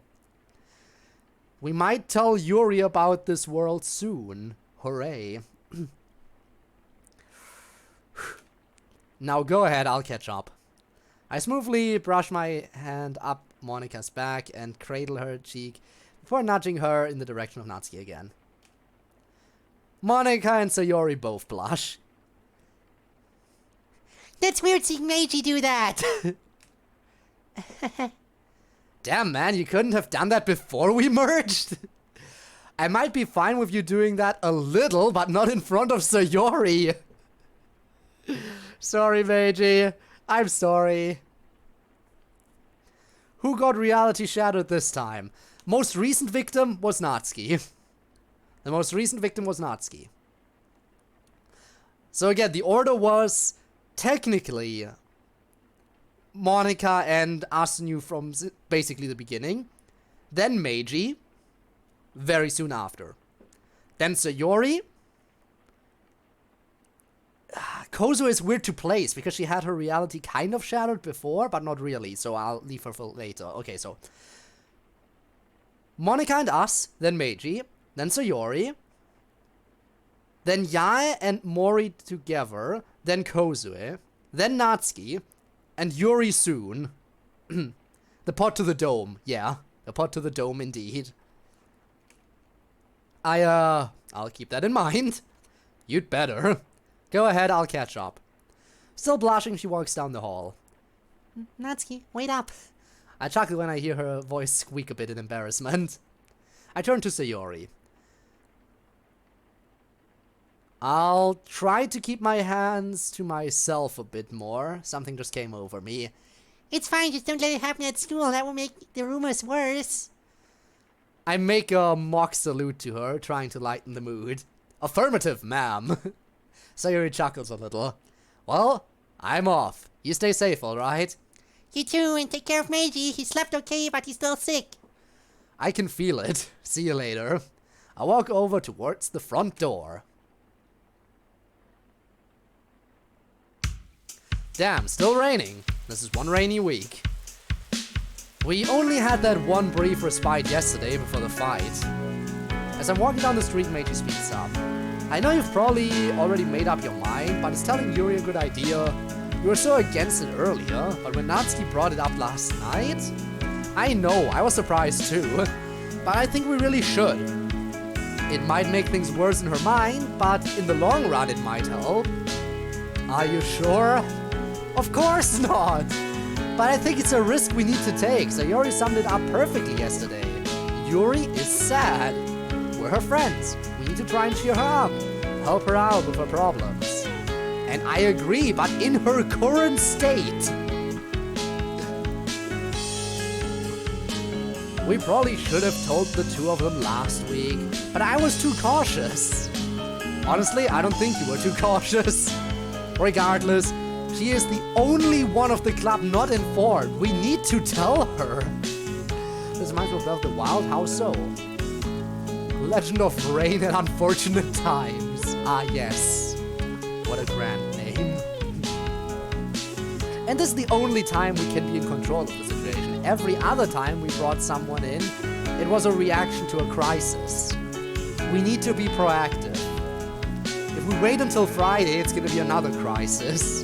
So it's probably best to do it today. Because again, Friday is Yuri's death scene. Best do it a day early. Space program, alright, you do that, Rob. We need to be proactive. I see. Well, if you're sure, then I'll trust you. I wish I could trust my own judgment on this man. We both go silent as we head to school. Other students go by, the occasional one calling out to me and asking where the harem is, or some nonsense like that. My harem lives in another nation. My imagination. Haha. I ignore them as I make my way to school. Fortunately, I make it to the front of the school building without incidents. In fact, the moment I get to school, I feel as if people are giving me a wide berth with slight looks of fear on their faces. Huh? What's that about? Good question. Did Yuri do something along the lines of, if you talk to this person, you're gonna die? Is Yuri at that point where she would be like, you stay away from Meiji. If you talk to Meiji, I will kill you. Please tell me that's not what is happening here. What's that about? No idea. I shrug slightly and head inside. I make it to Meiji's desk and sit down. The moment I do, a small piece of paper falls out of the desk. It's addressed to Meiji, although written in an uncertain English hand. Uncertain as in I don't recognize the handwriting, in which case, oh no, please don't be Kotonoha. Or uncertain as in it's it's near impossible to read. Because if it's the near impossible to read thing, then it might be referring to Yuri's final poem. I'm sure it's about to show us. Another note from Yuri? Let's find out. I lean my head down on my desk and open the letter underneath so no one can see. In a familiar hand, I see the following. Oh! I used my influence in my gang to put you under my protection. No one should bother you now. I can keep you safe too, Kawahashi Yae. Okay, well, on the one hand, thank you, Yae. That is very kind of you to do. On the other hand, everyone fears me now. Because people are like, oh god, this boy is under protection by Yae. What is their connection? People are gonna be so suspicious of Yae putting me under her protection. Again, I appreciate her doing this on the one hand, but on the other hand, I feel like that's gonna raise some suspicions from people that there might be some weird thing going on here. I don't know. I don't know how to feel about this.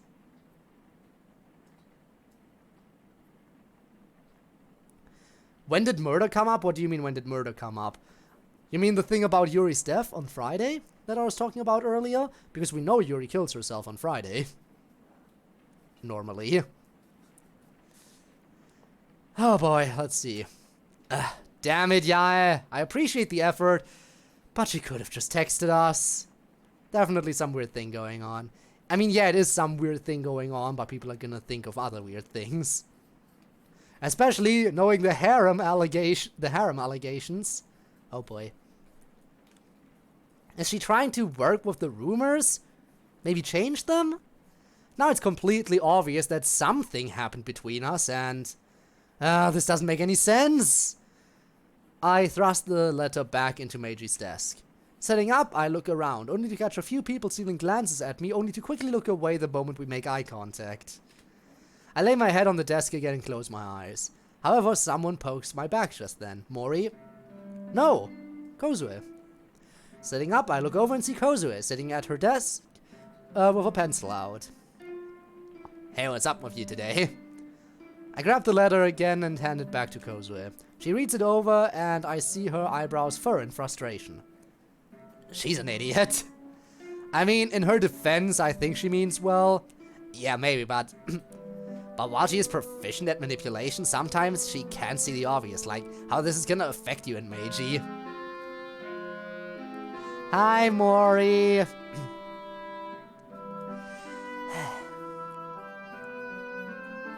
Wait, she's still alive? Who's still alive? You mean Yae? You mean Yuri? You mean Kozue?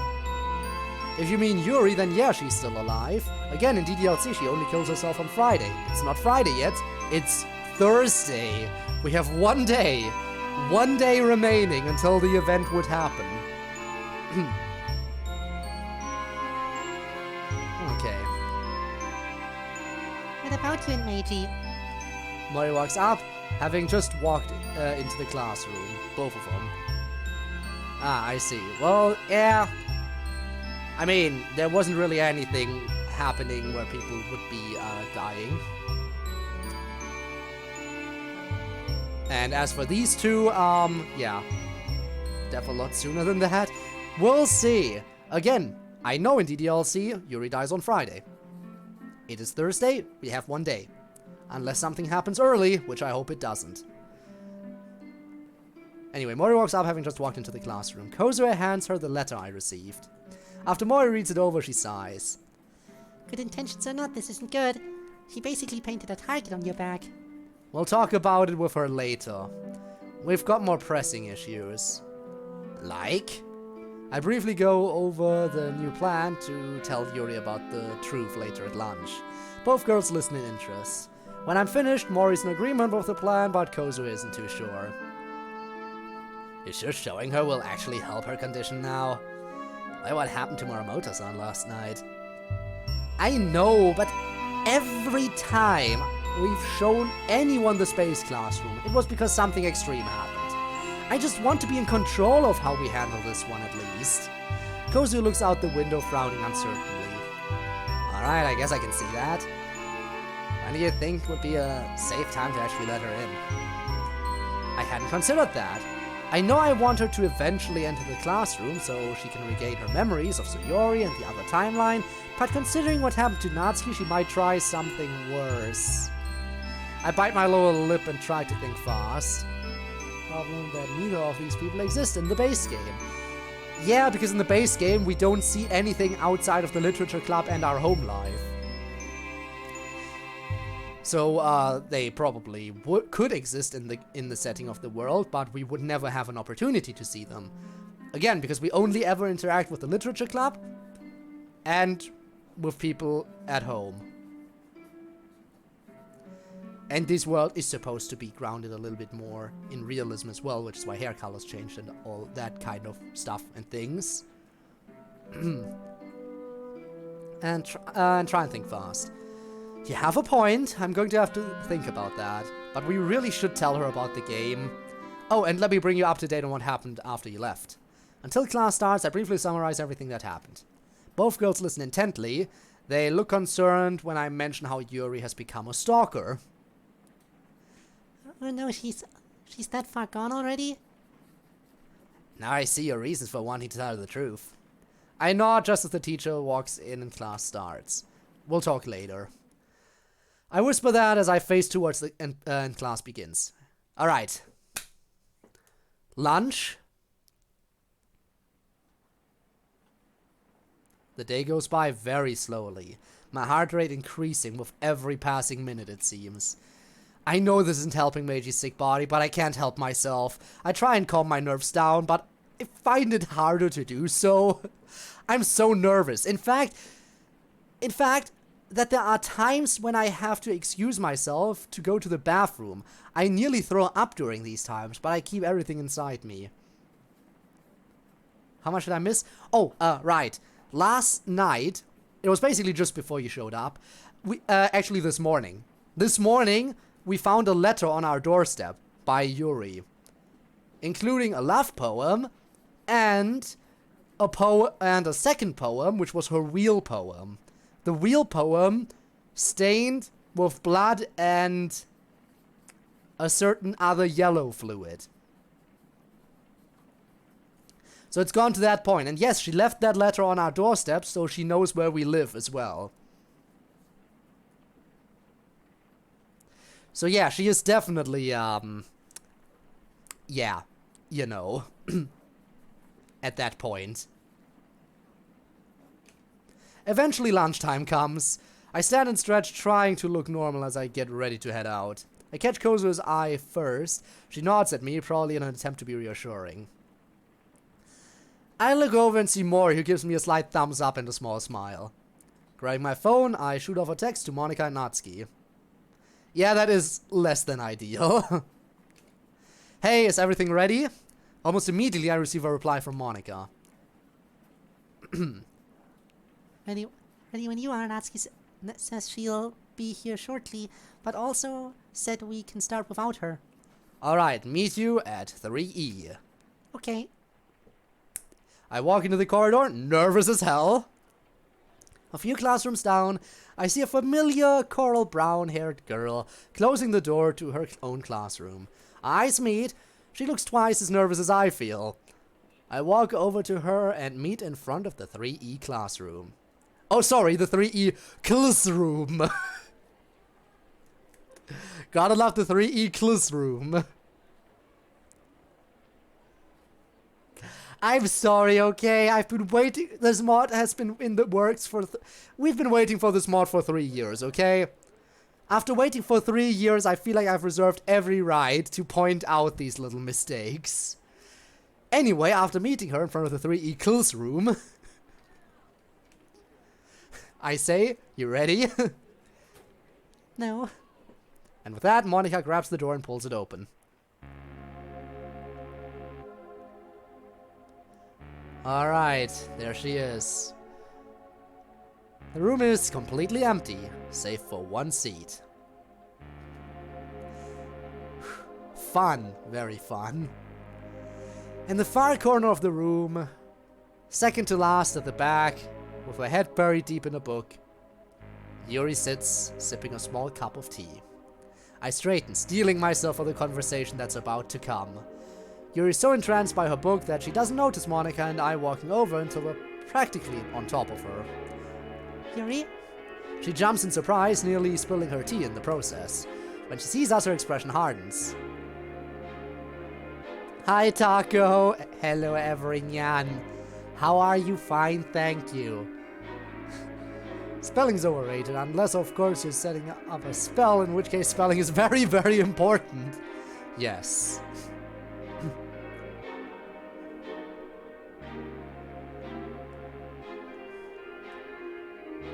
One day ago, on the 3rd of August. Well, happy belated birthday once again. I kind of said happy early birthday, but not really, so happy belated birthday. Hope you had a grand celebration and everything. Or at least had a lot of fun on your birthday. Doesn't always have to be a big celebration. Hasn't anyone ever told you to? It's impolite to just march up on people like that. Her tone is stern, almost accusatory. I see Monika flinch a bit, but to her credit, she doesn't back down. Yuri, I'm sorry we startled you, but we wanted to talk to you. Oh, is it about those rumors going around about you two and Kawahashi? Yuri practically spits out Yai's last name like venom. Yuri, please listen, all those rumors are all wrong. Yuri looks over at me as if to confirm. I nod slowly.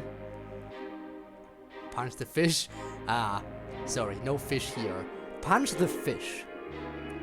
Why does that make me think of that one Natsuri ship in club meetings? You know what I'm talking about, right? Doki Doki Club meetings where Yuri jumps into a pond to beat the shit out of a fish that looked at Natsuki the wrong way.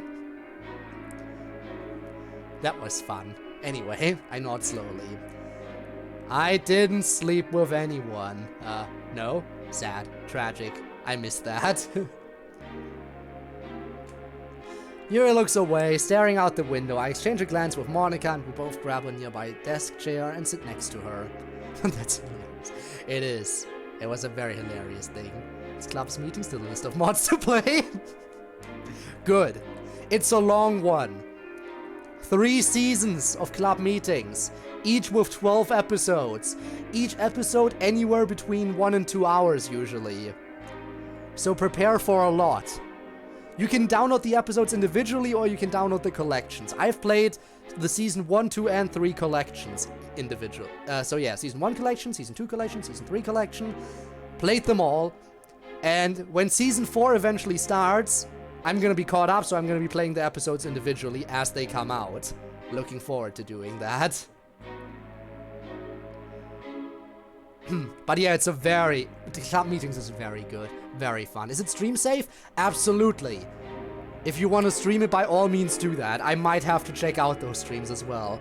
Because I absolutely love club meetings. I've had a few chats with the dev, by the way. If you're lucky, maybe the dev will show up in your stream as well. It's fun, though. It's fun. You want to see something? Hang on, hang on, hang on. Rob, can you pull up the one clip? You know which clip I'm talking about. One clip that happened during club meetings. Rob, if you can pull it up real quick, otherwise I'll look for it real quick.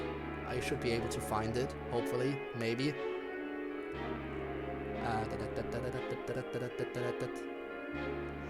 By the way, this won't be a spoiler for club meetings, really, because it's something that only happened for me. It's something that only happened... Whoa. It's something that only happened for me, so,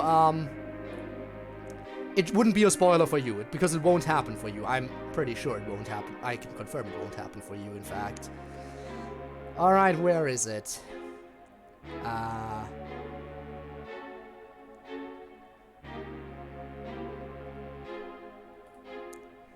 Let's see. Clips.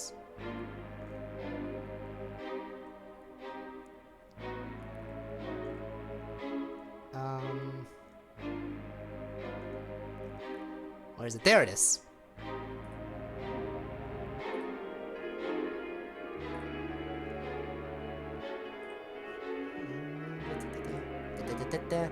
There, this one should be it.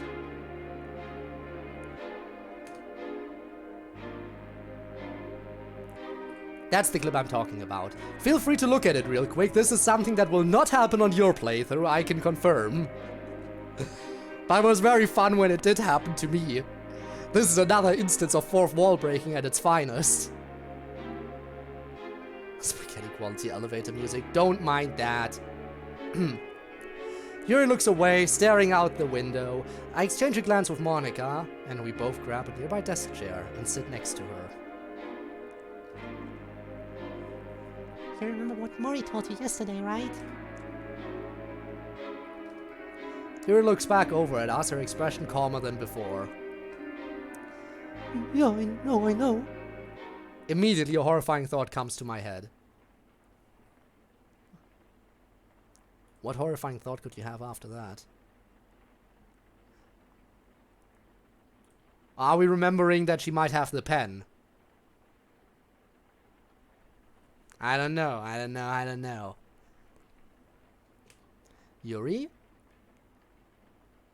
Did something happen with your mom? At the mention of Miyuki, Yuri nearly crumbles, dropping her tea and spilling it in the process. Monica catches her and holds her steady. Oh no. Don't worry, it'll reset. Act 4 will be a happy ending. We'll make this happen. We'll make this happy ending happen. Don't you worry about a thing. Mom, she's in the hospital. Monica and I look horrified. I haven't slept all night, not even a walk helped. I realized then that the walk was probably when Yuri delivered the letter. She looks over at me almost like she's reading my mind. Lead up to boss music. Oh no, boss fight incoming.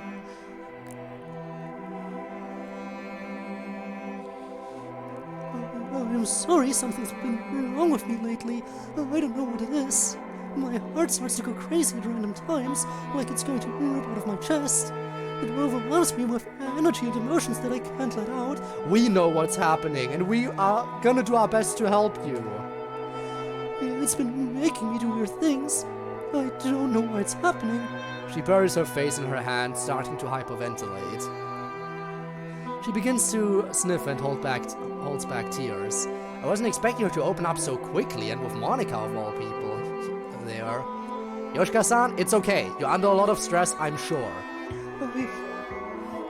Yuri, Shizu-san and I came here to tell you that we're here for you.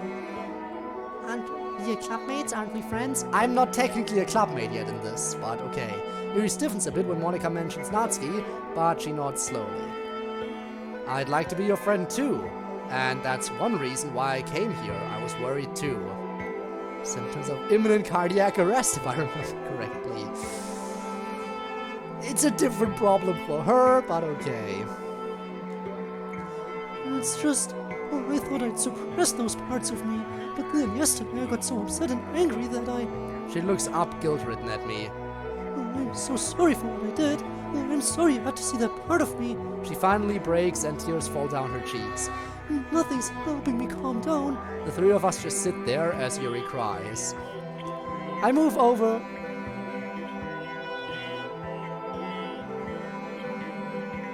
Okay, weird.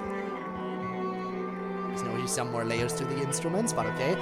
I move over and put a comforting hand on her shoulder in an attempt to calm her down.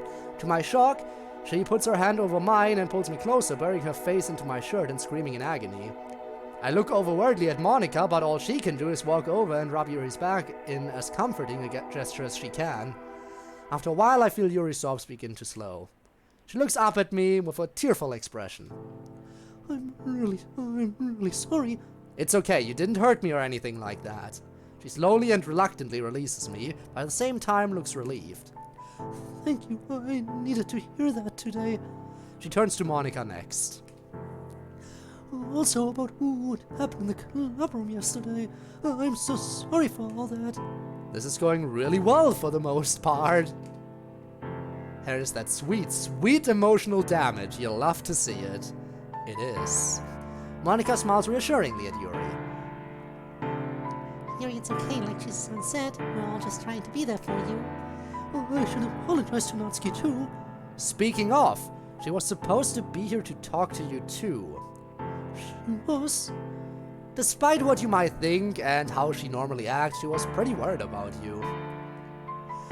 I've been acting horribly, haven't I? Yuri slowly stands, a determined look in her eyes. I'm going to find Natsuki and apologize. The door quickly slides open and the terrified Natsuki rushes in, closing the door and fumbling with the lock. Natsuki, what's wrong? Help me barricade the door, hurry! She starts looking for a place to hide.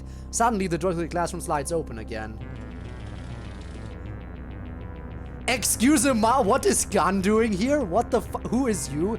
Okay, who is you? Why do you have gun? That is not a school uniform, I think. Yeah. The person on the other end is revealed to be a young-looking man in a business suit. Who? Can she? Ah, yes. Oh, hey, it's an American! Look, guys, there's an American at this school! When the boss music starts playing. Alright, boss fight incoming. Your opponent. Typical American student. I bring a gun to school as self-defense.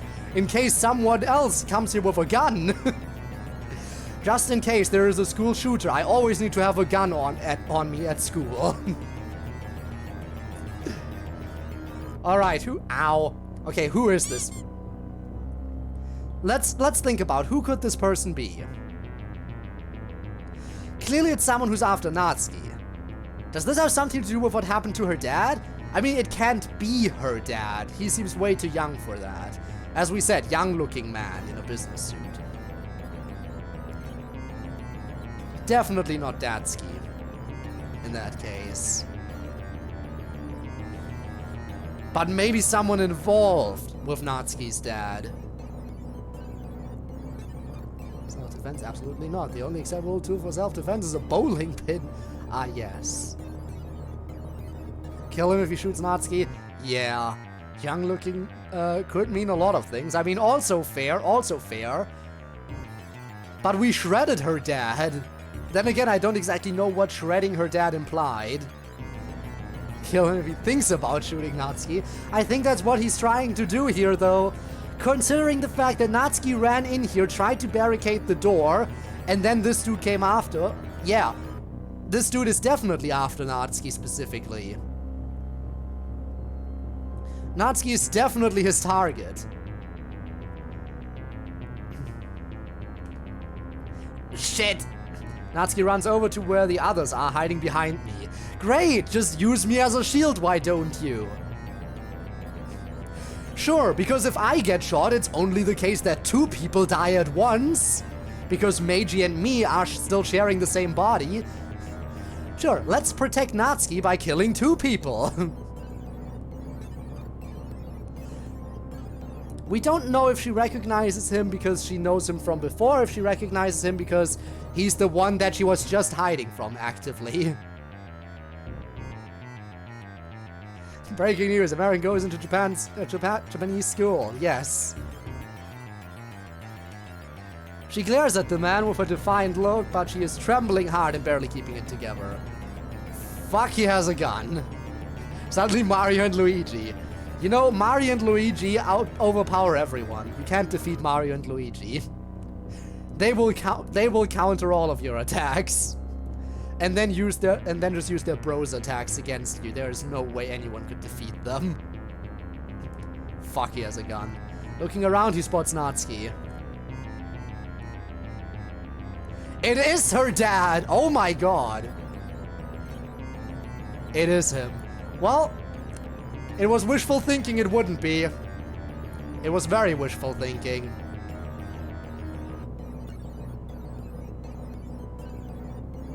Yeah, they can. We shouldn't speak. We shouldn't speak. Worst case scenario, he will recognize my voice. If he recognizes my voice, we're up next on the chopping block. Remember, he heard my voice over the phone. And then was in serious pain. Dodge, end of argument, yeah.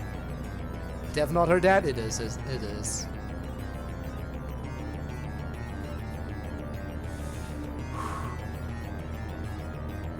Time to test out the shred method again?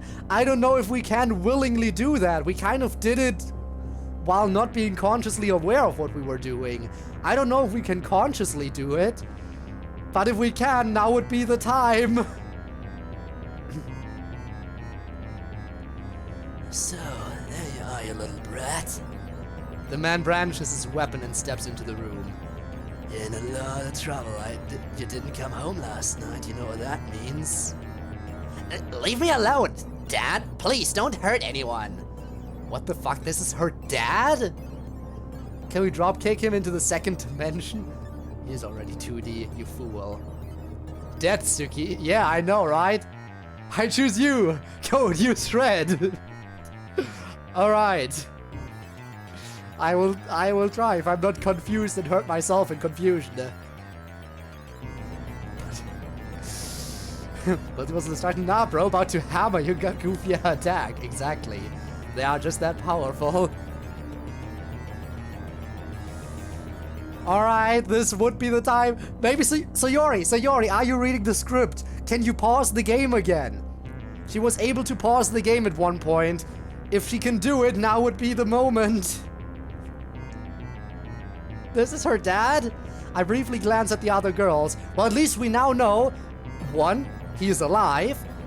2, shredding didn't even injure him. So shredding a character is just a means of inflicting a lot of temporary pain on them in that moment. That is now confirmed. No permanent injuries, no death. Got it. In that case, we can totally do it again without consequences. I briefly glance at the other girls. Monica is frozen solid, her face white as a sheet. You know what? Monica being totally afraid while someone's there with a gun reminds me of that one post I saw. You know what? You know what pose I'm talking about? The April Fool's pose, the Doki Doki April Fool's little art that went around a while back. Where Monica was cowering under a table, horrified.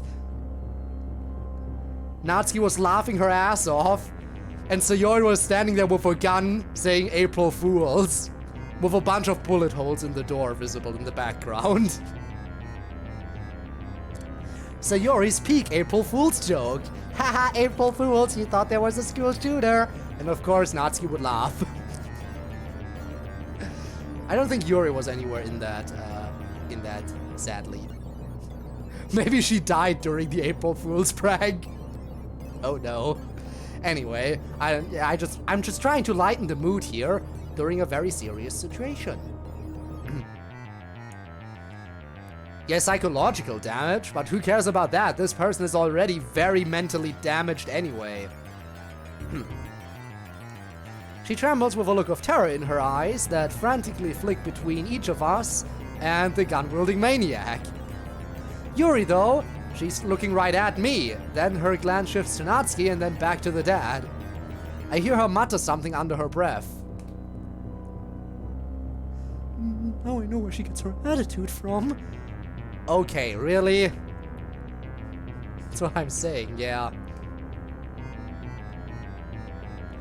The dad swings his gun and aims at Yuri in a fury. The fuck did you just say to me? The fuck is with that look? Is she looking down on him? She's looking down on him like, oh wow, what a bitch ass pussy, bringing a gun to a knife fight, then whips out her knife and kills him. Yuri, you stab, exactly. It's like, oh damn, you have to use a gun? What a pussy you are. Take this knife to the face. But yeah, Yuri should probably be quiet here. Okay, but is she wrong? It's quite apparent to me now where this inconsiderable brat gets her attitude from. We were in the middle of an important conversation and you decide to barge in. What the hell? Where's this coming from? What? Fuck. No. Fuck, Meiji's frozen too. What the hell do I do? Is that right? He storms over and aims the gun directly in her face. But somehow, even this doesn't cause Yuri to flinch. Perhaps you're seeing the gravity of the situation now, bitch. Actually, didn't I give him the Wallace voice? I don't remember. Did I give him the Wallace voice? Did I give someone else? No, I gave the Wallace voice. No, that was... Wallace was... I think I might have given Wallace to... No, was... I'm trying to remember, was it his or was it the uncle? But yeah, I think it was him, not the uncle. We agreed that the uncle is adult Wallace, but even so, this guy had the Wallace voice, I think. Should I switch back to it or keep the voice I'm using now? Wallace voice again or the voice I'm using now? Decided now. Also, wow, I was right. Yuri is saying he's a coward for using a gun. Someone who would hide behind a gun is a damn coward. Well, what caliber is it? I don't know. Suddenly, Yuri turns to me, a wide-eyed grin on her face. Face. Yes. Face. She switches to English. This person doesn't have the balls, eh, Meiji? Suddenly, the man's attention is focused on me. Natsuki's still hiding behind me, her trembling hands clutching at my blazer. Current it is. And who the fuck are you? Shit, he's aiming the gun at me now. Yuri? Okay, wait, this might be a plan. He got very close to Yuri, then held the gun in her face. Now he's close to her and has his attention away from her. Which means now would be the perfect time for Yuri to jump in and attack, right?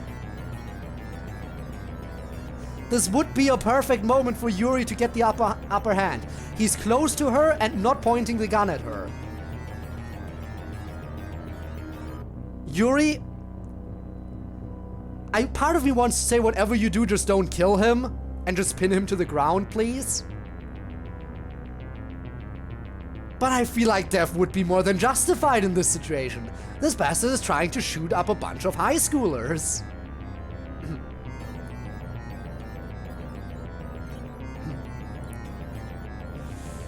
Shit, he's aiming the gun at me now. I see Monica flinch, a silent scream escaping her mouth.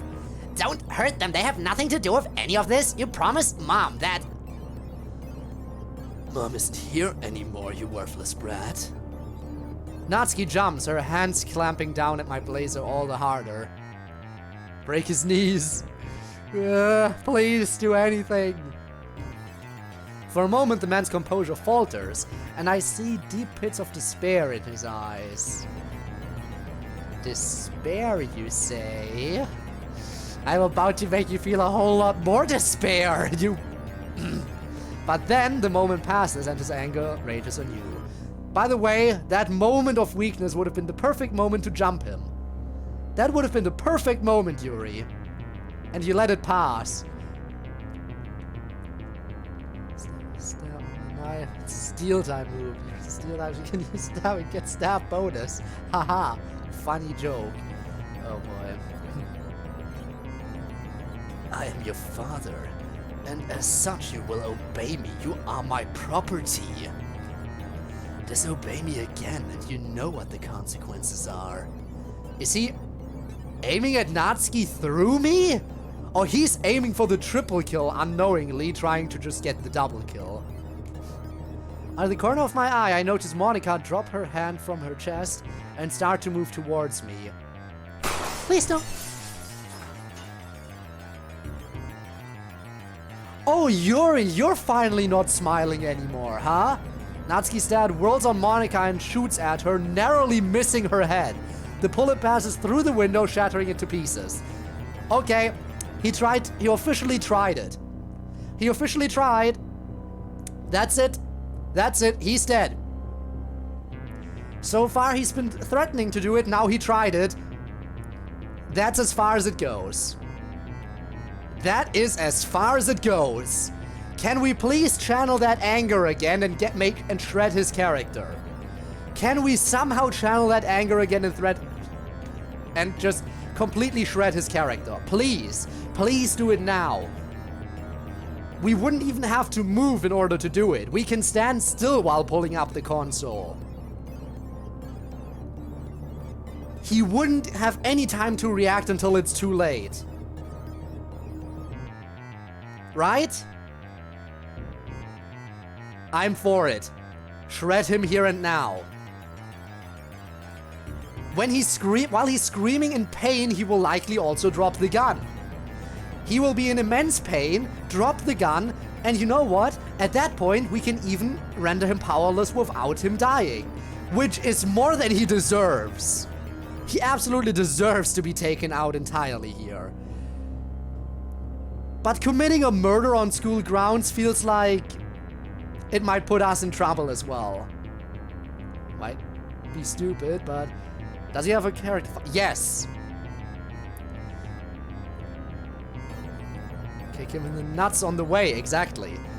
He does have a character file because we shredded his character file in the past. We shredded his character file in the past. We used the console to shred his character file. Again, I feel like we could delete him, but there has to be a way out of this. I feel like deletions should always just be a last resort, and I feel like this would be the time for a last resort.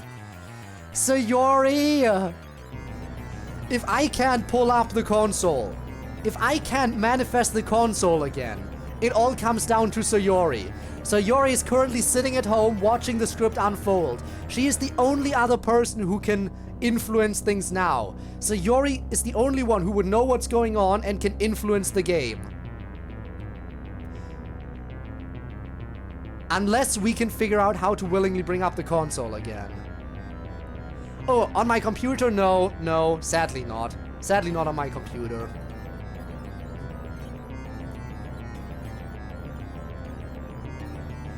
I know, Spinner, we really should kill him, but wouldn't Death be too kind for him? Shouldn't we just keep shredding his character file for all of eternity? Trap him somewhere with no means of escape and just keep shredding his character file over and over and over and over and over and over and over and over. Would that be a much better solution than just giving him the sweet, sweet release of death at any point? He most certainly deserves endless torment. I knew I liked you, why thank you. Thank you. At least we're in agreement on this.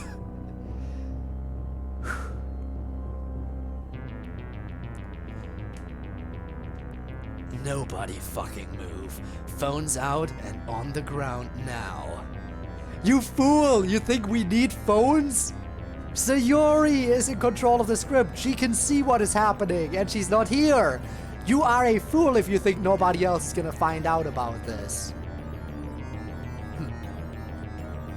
Shaking, I slowly pull out my phone and throw it on the ground. The other girls do the same. Yuri looks a bit more subdued now and more afraid. That's more like it.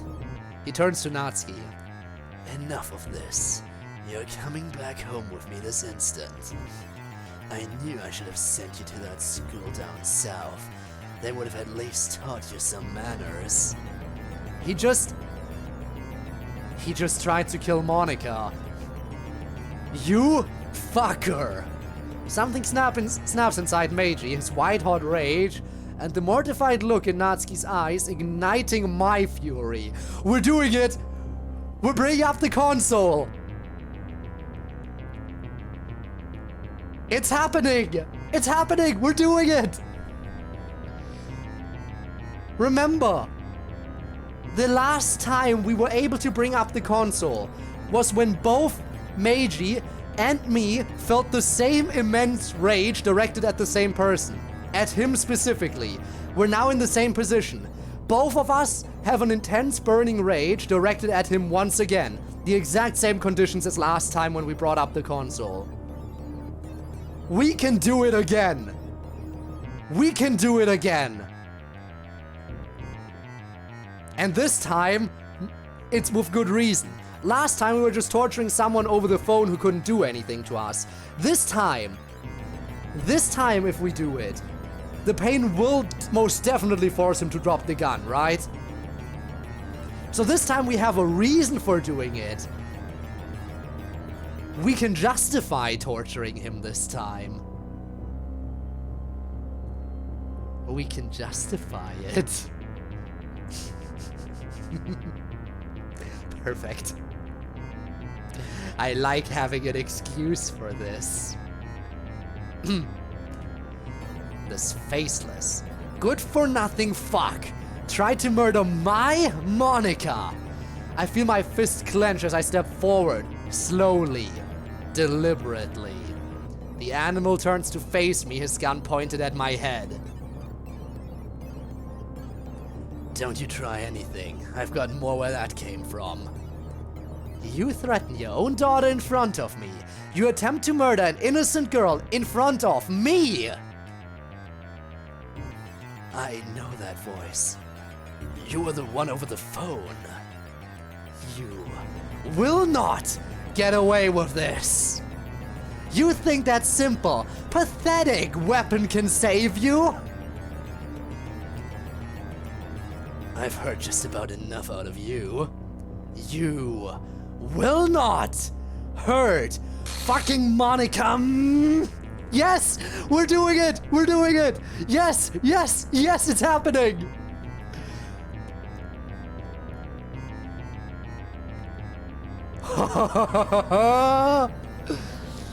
Yes. Yes. Death.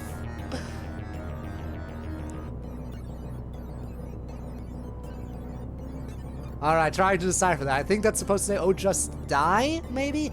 Another creature. Another insect to squash. Mangle. Mutilate. Another creature, another insect to squash, mangle, mutilate. Yes, mutilate him. Make him suffer. Yes. What the fuck are you saying? So Yuri, if you're watching this, don't interfere. I know you can, but please don't. Please don't. This needs to happen. For our safety and for vengeance. Blender him. Exterminate. Obliterate. Sayori makes you stop, then I will kick Sayori out of the space. Don't be that mean. You will meet your end by my hand. Shut up. I can't see it, but I know the console is open somewhere. It thirsts for his blood. It thirsts for his blood. Yes, I thirst for his blood. Chat thirsts for his blood. Everyone in this very moment thirsts for his blood.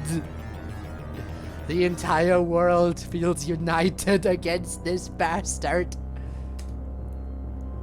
Accept your pitiful end.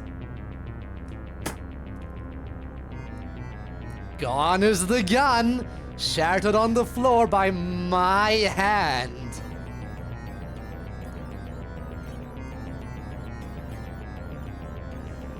Tayo is his name, huh? Not for long. Oh wow, we found out his name as well. Last time we were able to select his character file without even knowing the name of it. And now we just found out his name out of nowhere. You will be nothing. We're not even gonna shred him, we are gonna just straight up delete him, aren't we?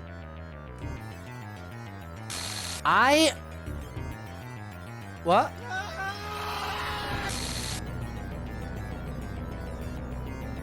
I grab my head in pain and fall to my knees. Please tell me that wasn't Sayori. I raise my hand.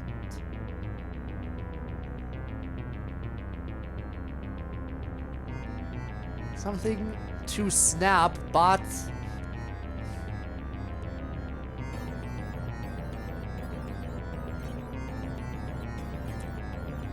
alright, really? My hand is if to snap, yeah. Probably. At least the gun is gone. The gun's out of the way. Yeah, we were about to Thanos snap that man. We're just like, if I have the power to delete, and I know references, why not just snap as I do it? It could be the merge, it could be. I think it could also just be that Sayori waited until this dude was unarmed. Now that he's not a threat anymore, she's trying to interfere to prevent us from going too far. That could be the case. He's not a threat, so now she's preventing us from actually erasing his existence, at least. Can we at least pin him down? Grab my head in pain and fall to my knees. Sayori, why? Why indeed? My head is splitting open. I can't think. Code. Code. Well, that's gonna confuse these two. Well, maybe not him. He doesn't know my name. But it would certainly confuse Yuri that these two are addressing me as Code and not as Meiji. Really, such a thing is too far with him, though. Fair point. And I totally agree with that point.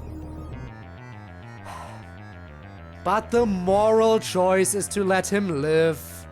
I know letting him live is the morally correct choice if we want to have the moral high ground.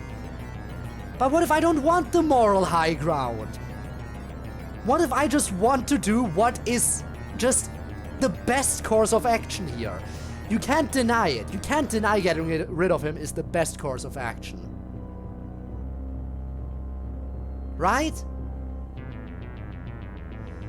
Yeah, moral high ground, I know. Listen to Sir Yuri.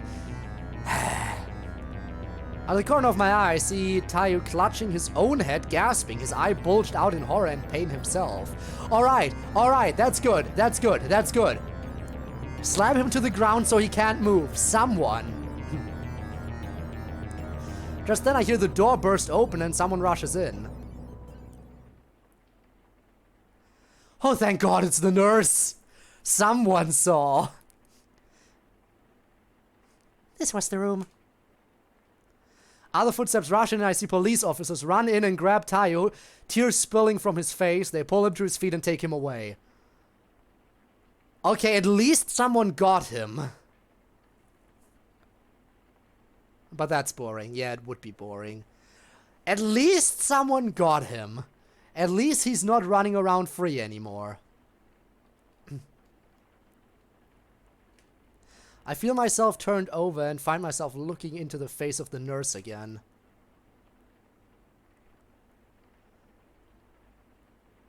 Future Yuri just ran in. Ah, yes. By the way, we're gonna have to explain some things to Yuri. Because both Natsuki and Monica just yelled out to me, Code. Yuri doesn't know about my Code's existence. She's gonna be super confused. But I mean, we were gonna tell her about all of this anyway. Did he shoot you as the injury? She looks over me frantically. I don't think he shot me. Check on the others. Hold on. She quickly looks me over and then, satisfied with what she finds, laps me down to go check on Monica, who is sitting at a desk looking a bit shell-shocked. I mean, yeah, a bullet just barely missed her face. It was bitch caliber. Natsuki, to my surprise, is standing protectively beside Yuri. I weakly sit up. Hey, he didn't get anyone, did he? Yuri ignores my question and looks at me with a glare. Could you wait until the nurse is gone? But I knew this question would come up. Who's Code? My heart stops. Natsuki's eyes widen, realizing her mistake. Monica is still shocked, but her eyes widen even further. Before I can answer, Yuri gives me an accusing look. You guys are already calling each other pet names, aren't you? My mind screams and throbs too much for me to think of an excuse. Fortunately, Natsuki's a bit more alert and tries to defuse the situation. Yuri, please listen. That's not what... What the fuck up? The sudden anger in her voice causes even the shell-shocked Monica to look over, concern and fear in her eyes. The nurse continues looking Monica over for any signs of physical injury.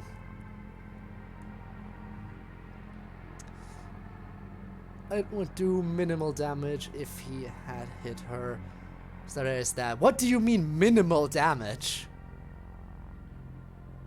Ow. Half joking? You better be full joking. We're trying to save her here. You know exactly that her flying off the handle like this is not what she wants. And you know what the worst part is? We were almost in a place where we could have full control over how she finds out about this. Now we basically need to tell her quickly. Now we need to tell her about this quickly before she flies off the handle even more. We need to tell her about us being two people.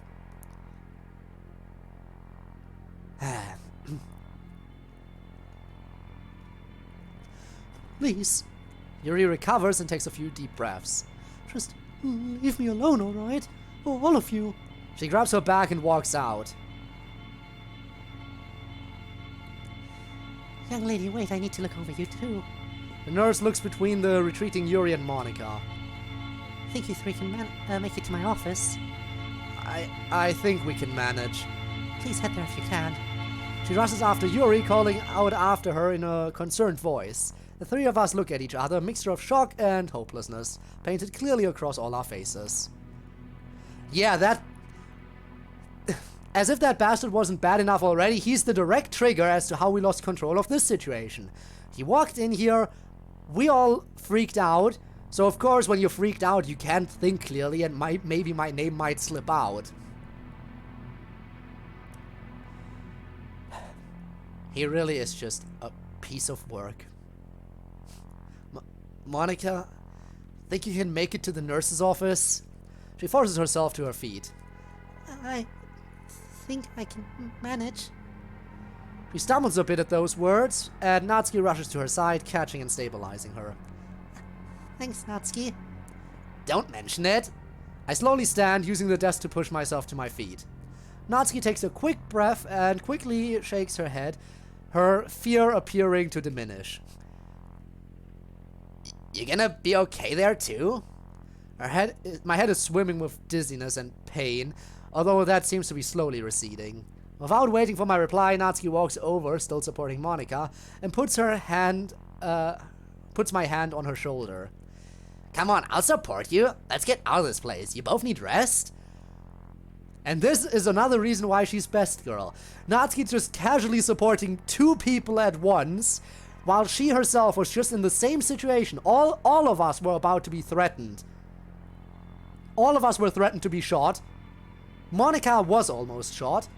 And Natsuki's just here supporting both of us on our way to the nurse's office. What an absolute legend. Script's way of saying plans, control, no, get fucked. I mean, also probably kind of true. Please stop having different Torture Wallace songs. We need so much torture. Like D-sides, like a remix, D-sides remix of Torture Wallace, and it's just like both the uncle and her. It's like both Natsuki's dad and Yae's uncle. like two opponents getting tortured at once. Oh no. There's the ideas. Oh no, oh no. 2v2, yes. Torture them both. Two of them want to protest Monica, and I allow Natsuki to support us on the way to the office. Monica's parents, imagine. By this time, other students are gathered a little ways away, separated from a classroom by a few barricades. Seeing us emerge, I hear murmurs pass through the crowd. Among them, I see Mori, who looks relieved to see us. When we pass the barricade, on our way to the office, she quickly rushes over and takes Monica, leaving me with Natsuki. What the hell happened? She asked this when we're far enough away from the curious crowd of onlookers. My dad happened, that's what. No shots, that was him? Mori looks horrified. Game or no game, I didn't think he was capable of this. I'm sorry. It's not your fault this happened. He's right, you know. Natsuki doesn't say anything as the four of us head to the nurse's office. Pain of dreams. Ah, yes. Part of another gang. She could be. Oh, right. Right, that one girl still exists. Kotonoha. Ah, boy. She's gonna be another problem, isn't she? Imagine you use cheats in a game. Ah, yes. And a song called Dreams of Peace, I mean. Fair. Alright. Let's go. When we make it there, Mori takes Monica to one of the beds and lays her down. Monica instantly relaxes and closes her eyes. Etelet would be fitting though, you know. Natsuki carries me over to another bed, but I stand up straighter and push her towards it. What are you doing? You need to rest too. I can tell you're about to collapse. No, I'll be fine. Her legs give out below her, and Mori and I are about to catch her. Hush now, just get in bed, okay? You're probably completely exhausted after that ordeal, right? Natsuki frowns, but doesn't object anymore, as Mori takes the reins and places her onto the other bed. With no other bed to sleep on, I make my way over to the table and sit, resting my head on it. Are you going to be okay? I'll be fine. Thank you for helping. Mori sits down at the same table as me. I'm not leaving you guys until the nurse shows up. Too weak to argue with her, I close my eyes. The only sound I can hear is the two girls in the other bed breathing and Mori slightly fidgeting in her seat. I try and calm my nerves by steadying my breathing, but it doesn't help too much. We made some progress with Yuri, but that progress went out the window when with Taiyo showing up. Damn him! And what the hell was I about to do? Was I seriously going to commit murder? What the hell is wrong with me? Nothing. It's totally understandable. I would have committed murder too in that position. Having the power having that kind of power and being faced with that kind of person, I don't think I would have been able to control myself either. I think I just straight up would have gotten rid of him in that moment. And I think most of us would. Now again, not the moral high ground by any means, but in that position, I don't think any of us are gonna be thinking about what the moral high ground would be. Oh, he crumpled in pain and the nurse showed up, leading some police officers into the room. And he was taken away by the cops. So we probably won't be seeing him again at all. Especially because after the weekend, the game will likely reset again. And then we'll be seeing him again after the game reset, probably. Probably not for Act 3, but probably for Act 4 he'll be alive again. Or back out free again. It's not like he's dead, but he will be free again. Because it'll be reset back to before the cops showed up. But in Act 4 he should probably not be as bad as in Act 2. He shouldn't be as bad. But still.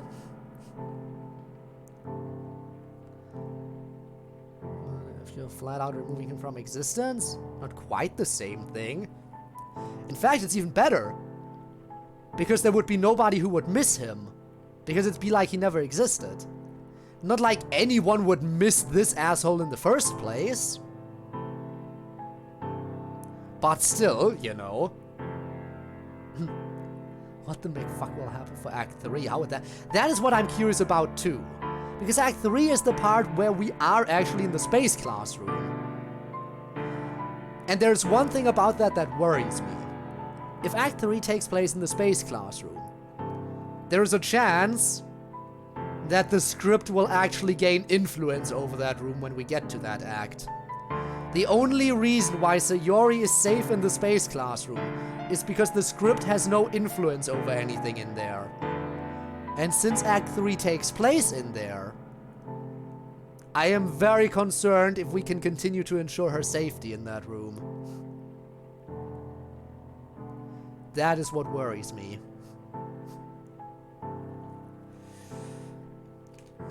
I can feel myself start to breathe more rapidly, my heart rate increasing, growing louder in my ears. Might erase the rest of the world too, yeah. Whew. No effect in there, DDLC knowledge. We don't know that. We don't know anything about it. We know way too little about what the script can or can't do. We know way too little about what it can or can't do. At the very least, the entire world, except for the space classroom, will be erased again at the end of this act. If we can prevent it, of course. Which, let's face it, we probably won't be able to prevent the game from erasing the world. So the entire world will be erased again, but the world will be brought back once we get to Act 4. We just have to make it there. We just have to make it to Act 4. That is all we can hope for. Safe to say that regardless of what it is, shit's going south fast. Yeah, definitely. Go on for like 15 minutes. Eating cake and alcohol. Were you still here when gun happened? Anyway, Natsuki's dad showed up with a gun, almost killed Monica, bullet barely missing her head. We slapped the gun out of his hand, because we were going full rage mode and bringing up the console again. Thankfully, we collapsed. We actually collapsed before we could actually delete him, but we were able to like get him to drop to his knees in pain. And then the nurse showed up, leading some cops in and arresting Natsuki's dad. And now we're in the nurse's office. So that's what happened.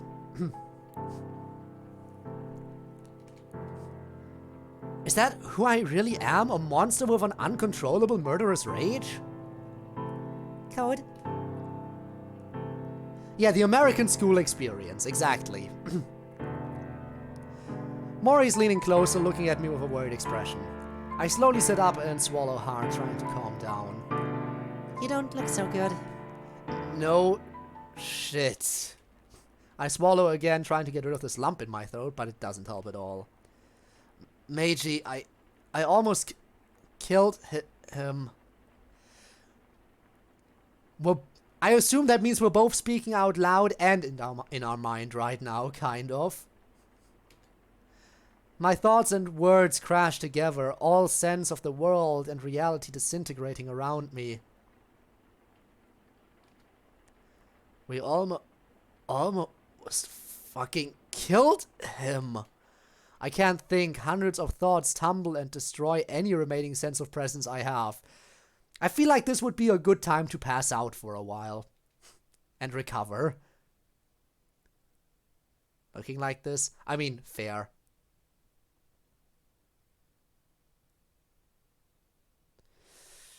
Oh boy. My breathing quickens, nearly hyperventilating.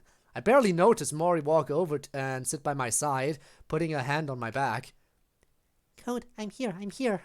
Just breathe for me. No, Mori. Nothing, but everything. A cacophonous silence. An imperceptible scream. I begin to curl into a ball, nearly falling out of the chair I'm sitting in.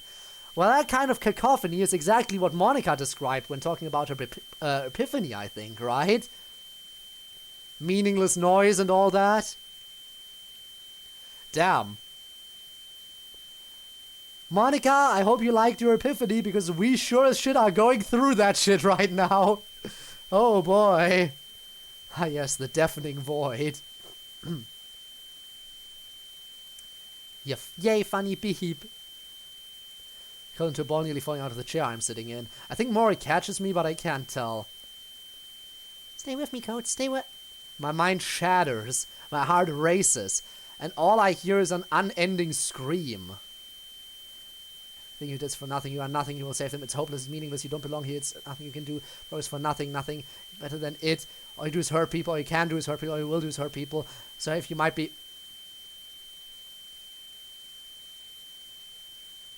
My eyes fly open, tears pouring out of them. I'm gonna read all of that. You are a murderer, killer. Everything you did is for nothing. You are nothing.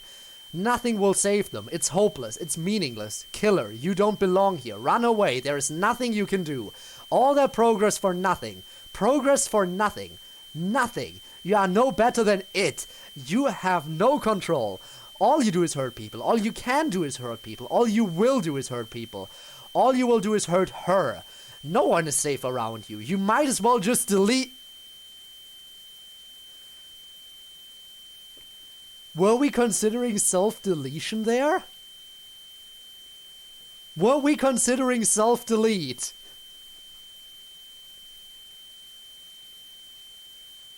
Nice and deadly server. What idea specifically? When change the donkey's hair color or keep it.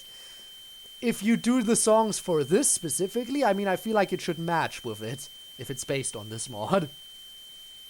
Place all character files with Yuri and then rename them to their original names. Ah yes, a genius move. My eyes fly open, tears pouring out of them. I'm curled up tightly in a ball on my chair, one arm wrapped around my legs and the other hand clamping down tightly onto someone's hand. I manage to look up and see the owner of the hand, the same person who is also holding me up in my chair. It's Mori. You will get through this. I stare up at her, her eyes not flinching from my clouded gaze, despite my vice-like grip on her hand. Slowly, ever so slowly, I regain my grip on reality, and the screams of my mind begin to quiet. Breathe in with me, okay, Code? Let's do it together. I follow her instructions, breathing in and out at her pace. It's hard to regain control at first, but it gets easier after a short time. I shift in my chair and sit normally again, Mori not letting go of my hand. I continue breathing in and out, and this is how the nurse finds us when she returns, a grave look on her face. When she sees what's happening, she walks over quickly. Mori beckons the nurse over and quickly whispers something into her ear. The nurse nods and looks at me with a soft expression. Would you like some water? I nod quickly, involuntarily swallowing as she mentions water.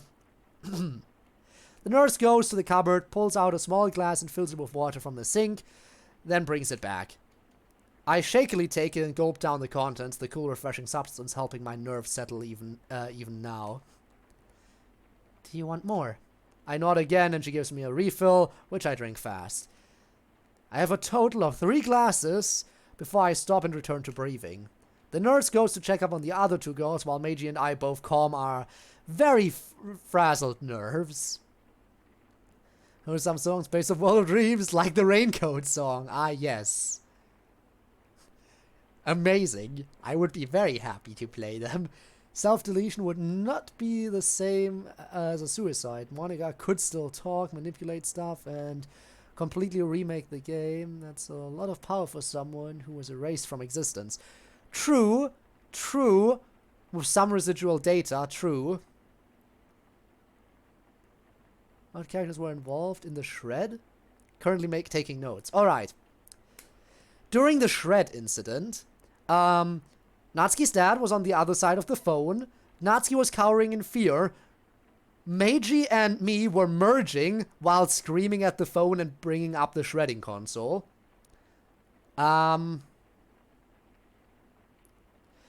Monica was there. Absolutely afraid.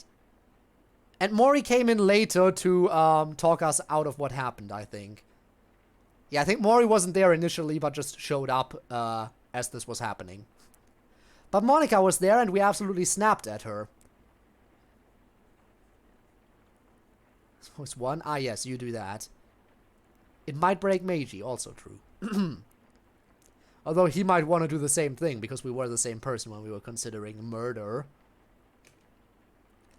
How are you holding up, man?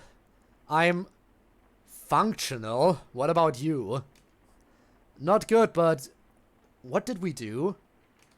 We almost murdered Natsuki's dad with the console. My blood runs cold as the realization of what I have almost done finally sets in. I wish we could just go home and sleep, just forget everything that's going on for a bit. Yeah, but you know we can't stop, I know. Maybe we need to figure out a way to separate us permanently and soon. I think my anger issues are starting to spread over to you.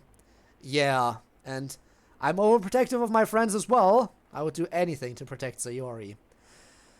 I stepped in when she was being picked on in elementary school by some bullies, so we're affecting each other. I pause, my thoughts swirling. I take the opportunity in a feeble attempt to lighten the mood with what Meiji said. Heh, you know, now she's returning the favor. She's the one protecting you. I know. With that, both of us begin to truly calm down. We nearly did the right thing! But then decided to take the moral high ground like a bunch of losers.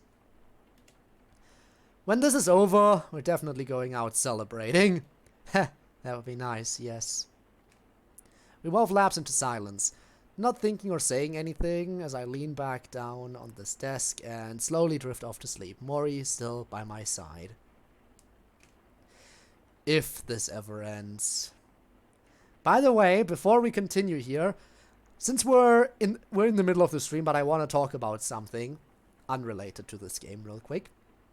Specifically, I really want to get some more streams in. Recently, I've been exhausting. You know how I don't do things here. right? Every day I don't stream, I upload a VOD on YouTube instead. So there's some amount of daily content. Well, my VOD supply has recently been dwindling very much, which is part of the reason why I did that little challenge week we did, where I tried to beat a bunch of games in only one stream each. I still need to try to restock that VOD supply again, but I have barely anything to do. Genshin I only play when there's updated content. Minecraft is on indefinite pause right now until a certain mod is updated. And those are my two main games that I always went to for streams during the week on the more irregular basis. I was fully willing to do like a Minecraft week next week, this coming week, by the way. I fully planned on that, by the way, because I knew I would have plenty of time this coming week. But since nothing is updated yet, that ain't happening. So I have to come up with some kind of idea for other streams to do, while we are waiting for the updates. I could do another challenge week like thing. I could just pick up another game. Yeah, I know you want me to play Roblox stuff. I know, I saw that comment. I know. I could just randomly pick up another game. Oh yeah, both you and me. Also a possibility. Do you think there is some kind of game that I could maybe play through, like do a 1 week little marathon thing? 1 week of playing the game. You know what I could do, theoretically? I have an idea. We could do Terraria together, that is one option, or alternative option. We could do a 1 week Terraria marathon. I could also, because the poll that's currently going on, right? The poll that's currently going on. Portal Revolution is currently winning the poll. I think that game is like, what, 8 hours long? I don't know. In any event, I should be able to play through it in 1 week. So instead of doing Portal Revolution after DDLC, I could give it like a few streams in like a little marathon session. A few streams in a row. Like 3 or 4 streams is probably what it would take to beat it. Let's say 4 streams, okay? Let's say 4 streams, estimating I struggle with some puzzles. If it's 8 hours, and I estimate 1 hour extra for each stream, that would be 4 streams. I could do that in 1 week. And then I could instead play another game when, you know, everything is said and done.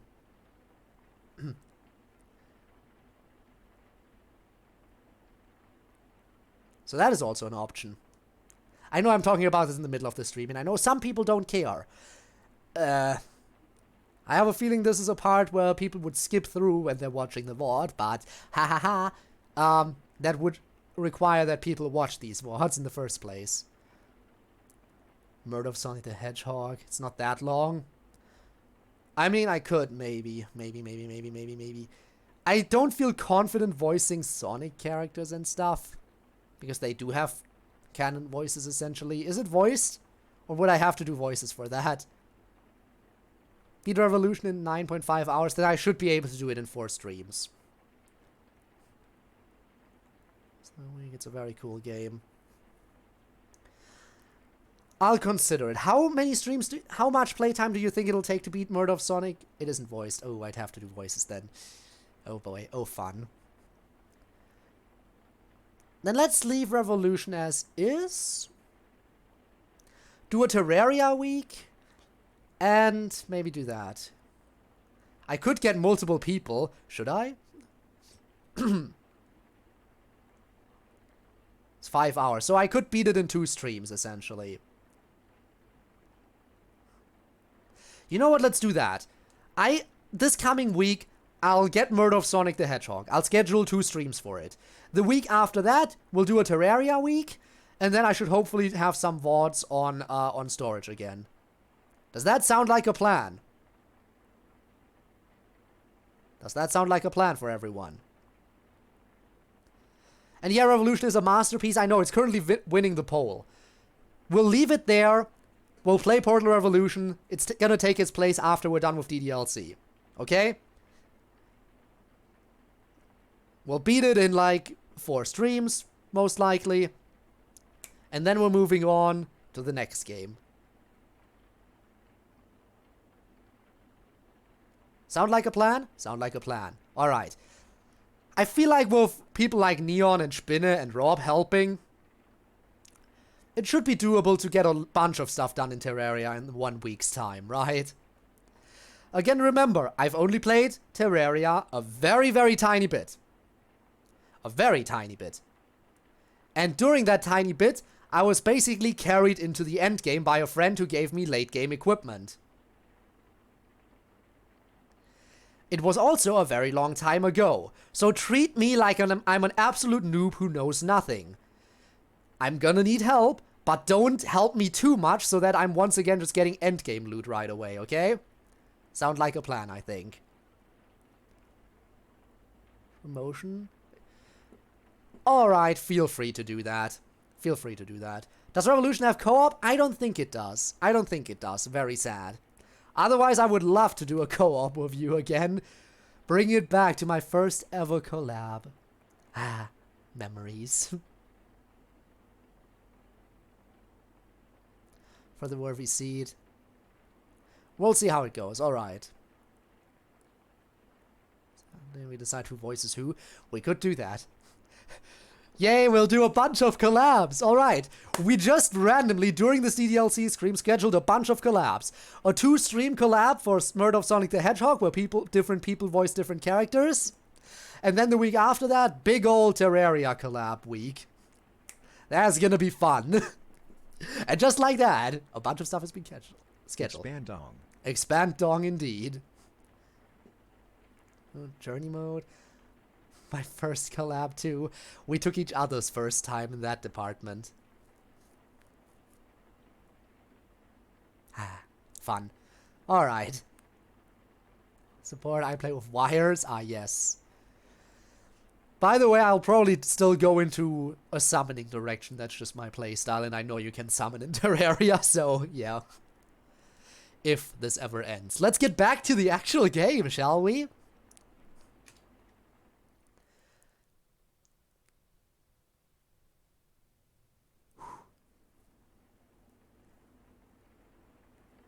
I main summoner too? Oh no, we're the same. Stream in a bit. Alright. Everyone who's in... What are you gonna stream? And anyone who's interested in checking out Taco's stream, especially early streamers, might need a little bit of help. I get that. Be the mage as always. Fair. 10-minute increase in allocated DDLC time. I mean, again, you think I'm gonna stop at exactly the 3-hour mark? No, I'm gonna go over a little bit. Obviously. Shooter game. Ah. Not exactly my cup of tea. Shooters aren't exactly my cup of tea. But anyone who is interested, feel free to head on over there. I find myself coming to a while later to the sound of soft whispering from nearby. I slowly sit up and look around. Mori's still sitting beside me, and when she sees me waking up, moves closer. Hey, are you alright? Yeah, I think so. How long have I been asleep? Imagine if there was Shiny. Imagine. I mean, it's more a puzzle game, so not really. I mean, technically it's a puzzle shooter, but yeah, whatever. About an hour. I look around and see the nurse sitting beside one of the beds. Monica is sitting up and sipping from a steaming cup. Her eyes lock and her eyes widen. The nurse looks over at me and straightens up. Jesus, son, are you feeling any better?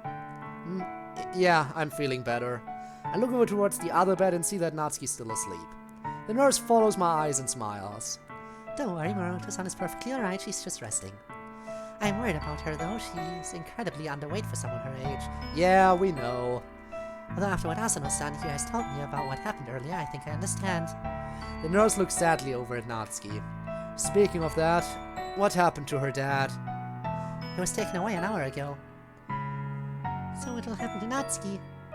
The elephant in the room has been addressed. I know why she asked, though. It's a secret that Natsuki stayed at our house, and it might look suspicious if I offer now. It incorporates elements of FPS games, but it's primarily a puzzle game. There we go. Perfect summary. Ah, say hi to your cat for me. Oh, by the way, since we were off topic... Actually, no, I'm not gonna go off topic now. There is one more thing that I do want to talk about, but I'll do it at the end. The nurse once more looks over at the sleeping Natsuki. The poor, weak blonde looks completely at peace in the school infirmary bed. The authorities are waiting to speak to her about the incident. Welfare workers are probably going to find her temporary accommodations too. Oh, Monica looks away, then back at Natsuki. Is there nothing else we can do? The school nurse shakes her head. it's not in my hands. If it were, I would take her home with me. Doesn't she have a say? She's still 18, so unfortunately no. She is 18, as you just said. Of legal age. She's legally an adult. She should be able to make these decisions. I'm at 5 songs already. Oh no, the list is expanding. Yeah, you probably do need to cut some. Make the decision. You can do it. You can make the hard decisions.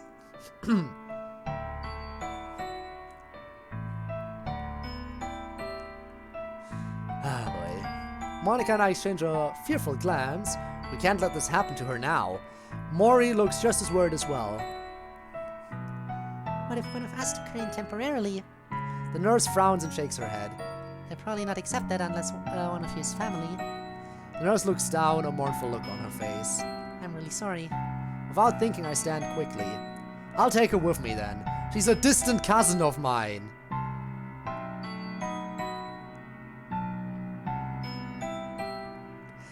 We just cousin zoned her.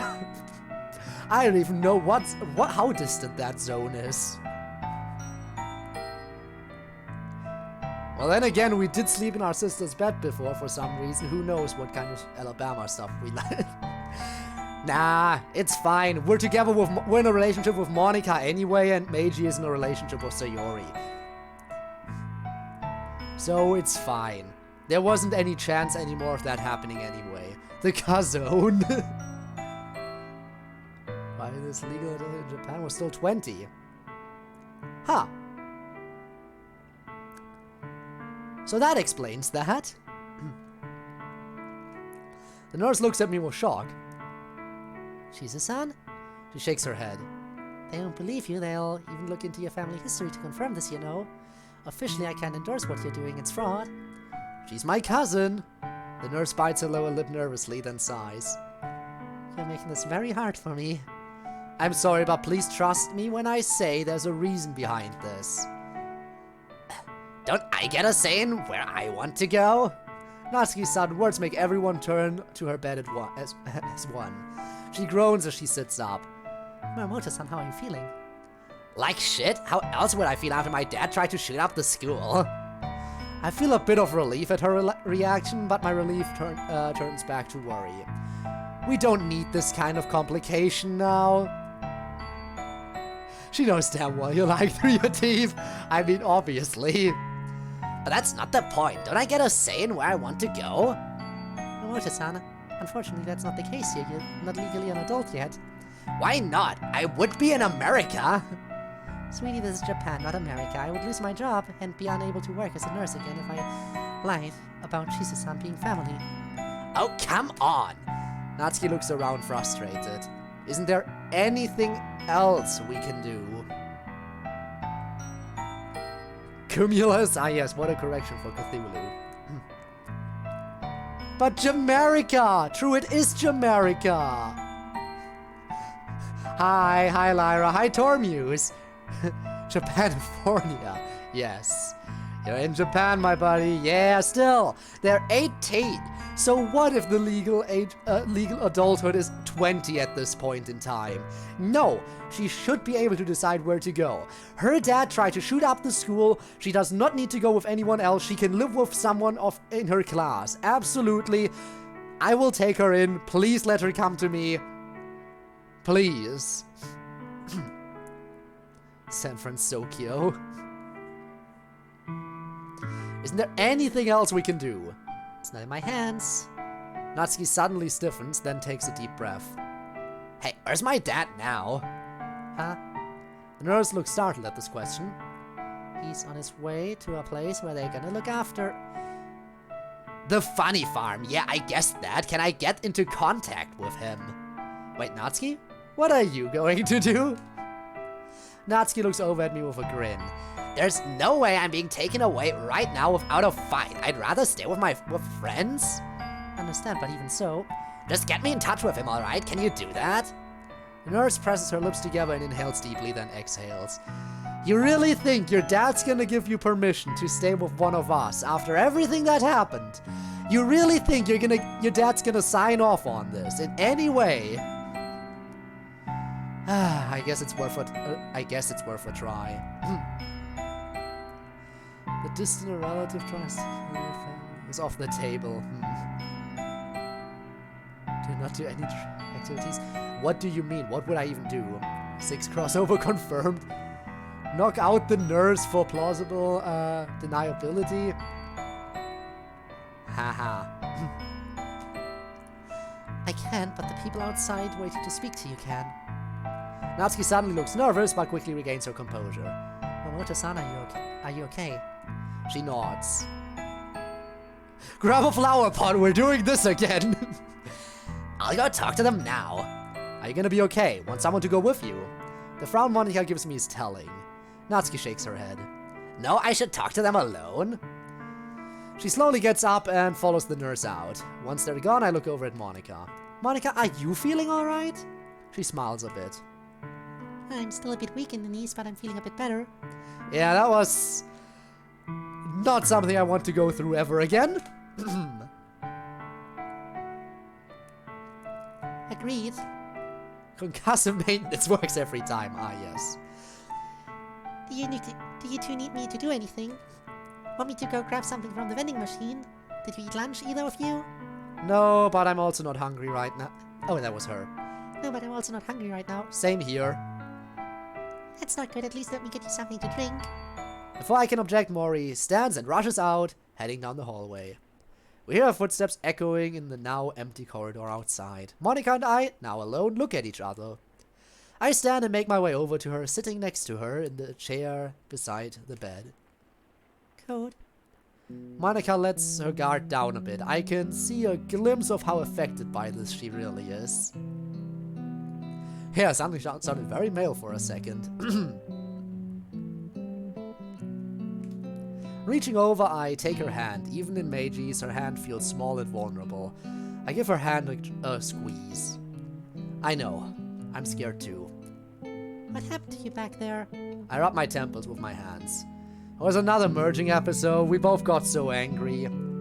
This time I don't think I can be too mad at you for how angry you got. I was pissed too, but I was too terrified to do anything. Monica pauses hesitantly, then continues. But even so, twice in 2 days? Code, do you think the script is affecting you too? If it is, I'll fight it as best I can. Same here. I repeat this to Monica before falling into a small coughing fit. Damn, almost forgot Meiji has a cold. With everything that happened, that kind of fell under the rug for a moment, huh?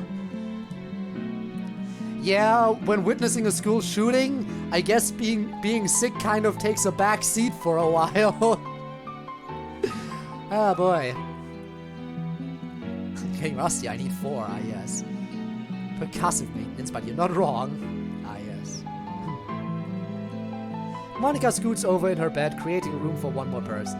She looks at me with concern as she pats the side of the bed. Shooting? What the? Yeah, Natsuki's dad. Natsuki's dad. This all of a sudden went American mode. But he's currently under arrest, thankfully. I'm glad he's getting hauled off. I'm glad her dad is out of the picture for the time being, hopefully. Then again, she is trying to contact him now. Adrenaline is one hell of a drug, true. I chuckle softly and shake my head. I appreciate the concern, but I can't do that. We're still students of the opposite sex. She stops patting the bed and nods slowly. I lean my head against the wall, looking around the room slowly. Well, not so dad being an over-the-top bad guy. Tormius, don't forget, this is Act 2. He's probably nowhere near this bad in Act 1, but this is Act 2, where everything is escalated to the extremes. We can't forget that part. So yes, in Act 2 he definitely is an over-the-top bad guy. I don't know what he's like in Act 1, but definitely not this bad. That was her dad? Yeah, it was her dad.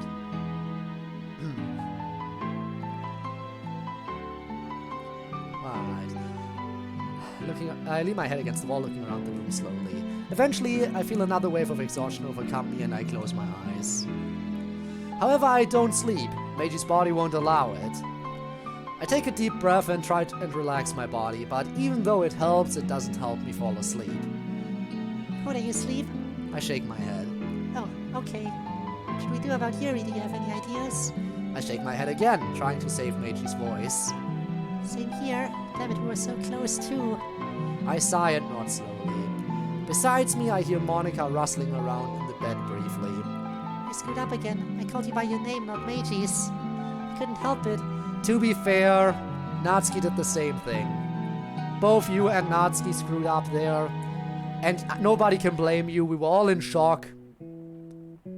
For obvious reasons. But yeah, now we're gonna have to explain this to Yuri somehow, why both of them just randomly called me Code instead of Meiji. She thinks we're close enough for pet names, and she is very jealous. Which is not good. I couldn't help it. I quietly reach over and feel her take my hand in hers again. I squeeze her hand again. If anyone is to blame for this, though, it's me. I've been letting my anger get the better of me more and more. I don't get why. Ever since I was in middle school, I've had more of a handle on my anger than this. Why is it just now making a violent reappearance? Again, probably the script amplifying our negative traits. Is this who I am? Someone who gets violent whenever I get angry? Monica squeezes my hand just then. Look, if anyone comes back, look at me. I open my eyes. Monica is leaning closer and looking into my eyes. I told you we would get through this yesterday. I want you to know that I believe you. And in case you don't believe yourself, we'll be alright, I promise. I smile at her and nod. Monica leans back just as Mori comes rushing into the room with 4 identical bottles in her hands. Sorry it took so long, I wasn't sure what to get, so I got you these. The extra one is for Muramoto-san. Mori holds up 2 bottles of apple juice. Monica and I take one of the familiar. Each take one of the familiar bottles. His marksmanship is terrible though, so that checks out. Yeah, he sucks. He's an asshole and an idiot. Thank you, Mori. Mori smiles a bit and sits down at the nurse's desk chair. You to look better. Look a bit better at least. Thanks, I know I'm feeling slightly better. Mori turns to me curiously and gives me a small smile and a thumbs up. Resting your voice, I understand. You were snoring a bit earlier. An involuntary blush comes over my cheeks as Meiji feels a bit embarrassed. I just shrug. She's got scoliosis too. Again, she is basically a Monica Sayori fusion. Of course, she's gonna do the fancy poses. But what do we do about Yoshika-san? Or even club time? Should we cancel the club meeting today? Monica shakes her head. I don't think so. But I can send out a text to everyone making attending today a voluntary thing. If no one shows up, that's alright. It can be a safe space where we can all unwind and try to come to terms with the day's events. If we want to talk about it, we can. Or if not, then we don't have to. Club meeting? Call the lawyers! Oh no! Copyright infringement on another mod! Scoliosis is when your spine does the funny wavy patterns.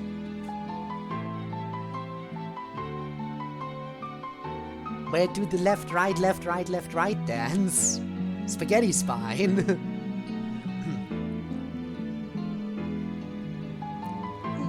I see. Mori rubs her chin thoughtfully. That makes sense. I'll be there at least. You think the others will? I guess we're just going to have to wait and see. Just then the nurse walks back in. As the door opens, I hear a slight murmuring from multiple voices outside. One clearly being a serious Natsuki. Still don't get it? What do you mean you still don't get it? Basically, scoliosis is instead of going up. Well, I know the spine does like that little double S shape. But if you look at the spine from the back, it looks straight normally. If you have scoliosis and you look at someone from the back, you will see their spine curving left and right while going up. So yeah, spine doing funny curves that it's not supposed to do.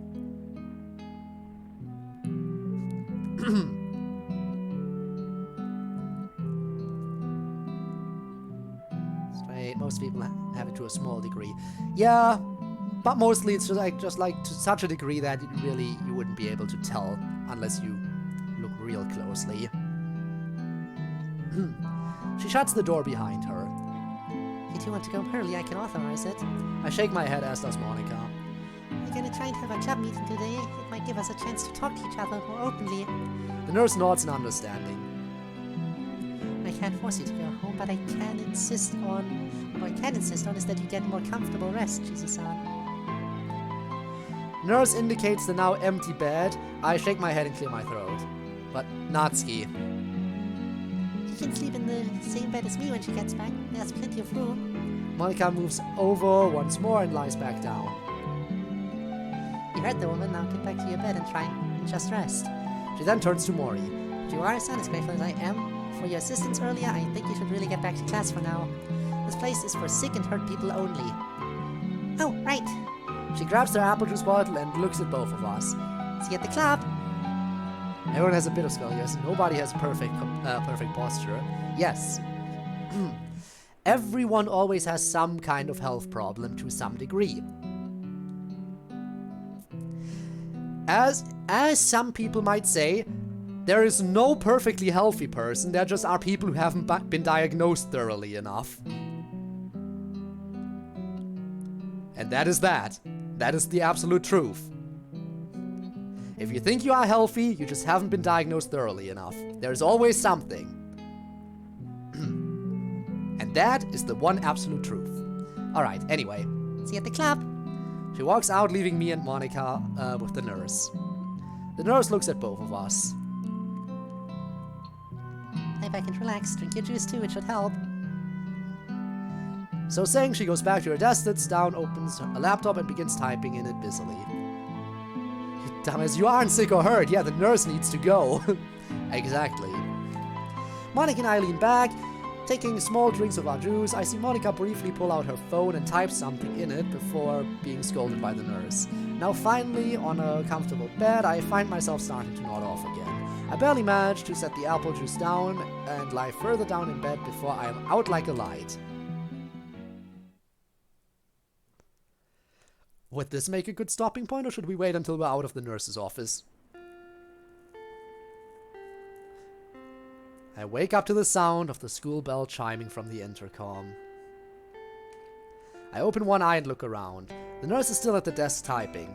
Looking at the bed next to me, I see Monica sleeping peacefully, and beside her, a tired-looking Natsuki is snoring slightly. Groggily, I sit up and rub my eyes. The nurse hears me and turns to face me. Oh, Jesus-san, how did you sleep? Are you feeling any better? Finally, outside of the nurse's office. It won't take that much longer. The bell just rang. A body has been discovered. Yes. Yes, a bit. Good, because now you can get out of my office. She grins at me and chuckles at my reaction. Sorry, it's just a joke. Sorry, just a joke. If you're still tired, you can stay until clubs are all out. No, you're probably right. Monica stirs just then and wakes up. What's going on? School's over. We should get to the club. Oh, right. She looks over and sees Natsuki in bed with her. When did she get back? A half hour after you fell asleep, she just collapsed. Monica nudges the sleeping girl. Natsuki, Natsuki. Natsuki bolts awake, sitting up in a hurry. Don't hit me! Well, that's a reaction. Probably the one reaction she's used to with her dad when he wakes her up. Ha, what? Shit, Natsuki. She looks around, then her eyes land on Monica. Oh, right, that happened. She rubs her eyes. Natsu PTSD. Yeah. On the positive side, if we can fix this entire situation somehow, then that should mean her dad should be back to being a generally bad dad, but not on full-on villain level, right?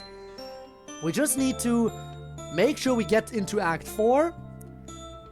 Then her dad, while being a relatively bad dad, will be in a position where maybe with some family counseling we can get them through this. Some good old family therapy. Maybe. But as it is right now, yeah, there's just so much PTSD going on. See, yes, and get out before I make you not good. Zella's live, that is very rare indeed. Not as rare recently, he's been live a little bit more recently, if I remember correctly. How long I was gone? Not too much. Not too much, just us chilling in the nurse's office. And Natsuki, upon being woken up, her first reaction being, don't hit me. She rubs her eyes. What time is it? Clap time if you want. Yeah, that's a good idea. I've got to tell you guys some things anyway. She swings her legs over and puts on her loafers. Monica and I do the same. You better not push yourselves, okay? Come back here anytime before 5 if you need to, or head home. You will, thank you. The nurse opens the door for us and we head out into the corridor. After being able... I mean, yeah. Being able rating me? Being able to rate you? I mean, yeah, fair. Alright, anyway. Corridor, let's go. The corridor is still somewhat empty, but I can hear students in nearby classrooms beginning to pack their belongings away. As the three of us walk down the halls towards the clubroom, classroom doors start to open and students start coming out. When some see us, they pause and back away slowly, letting us pass by. Yes, because I am under Yara's protection now. The looks on their faces are mostly that of pity and concern, although I do see a few amused looks.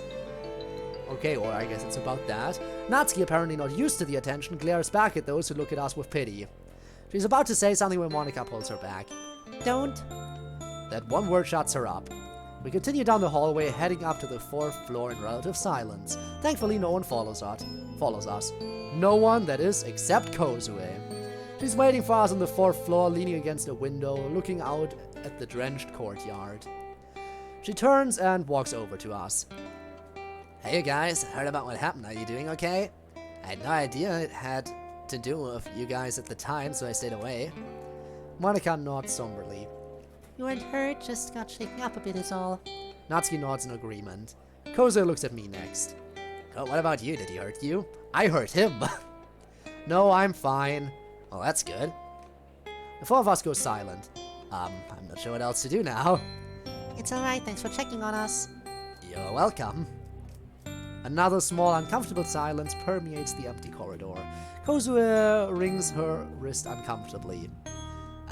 Listen, I don't think I'll be able to stop by Meiji's house later tonight. My parents have been getting angry at me for coming home late. It's alright. We were probably just going to work on more of the same from yesterday. Right. Kozue has a look on her face that appears to say, I'm dead weight, aren't I? I hear Meiji clear her throat inside my head, and I do the same. Why is it that whenever something happens, it's always you three? Yes. Yes. Did he hurt you? His gun shattered by my hand. Yes. Thanks for checking on us. We appreciate it. He's right. Natsuki, who's remained silent the whole time, just nods.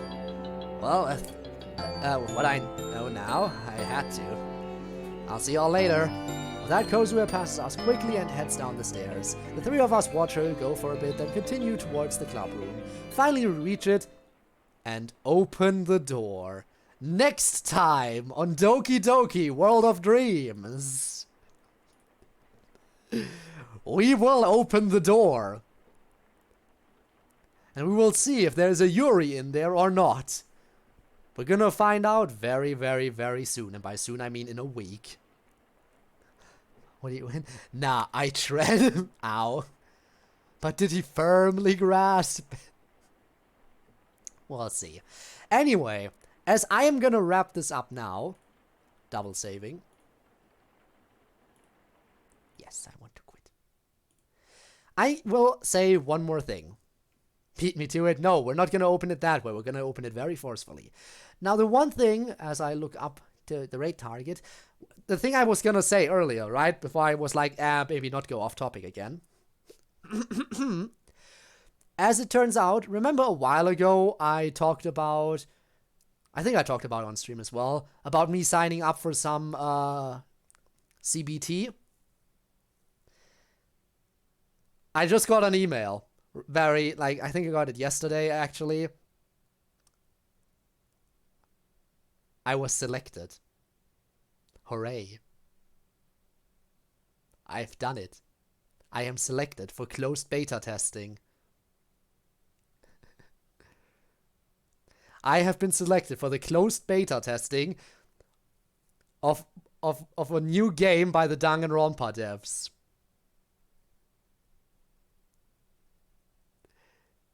Cognitive behavior therapy? No, it's still closed beta testing. Hahaha. But yeah, I've been selected. I'm a closed beta tester for a new game by the Danganronpa devs. I am beta testing Tribe 9. I am so excited for that. I have to set everything up as soon as I can. I need to not waste too much time on that. It is exciting.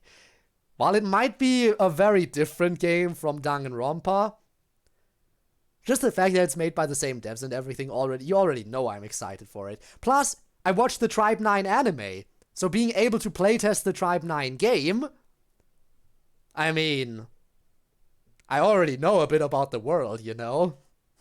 I know about these characters. So yeah. But yes, I'm looking forward to that. I would stream it, but I am not sure if I'm allowed to.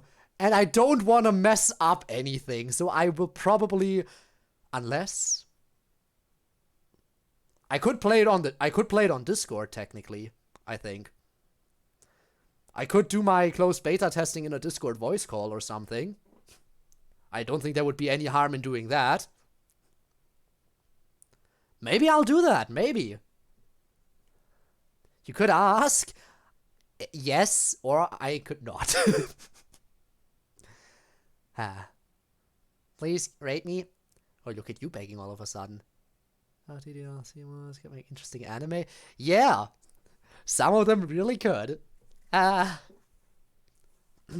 know what? I was gonna raid Zell. And whoever wants to head over to Zell is free to do so, by the way. But Taco, please be aware, as I said before, I am not too big on, like, shooters and everything, okay?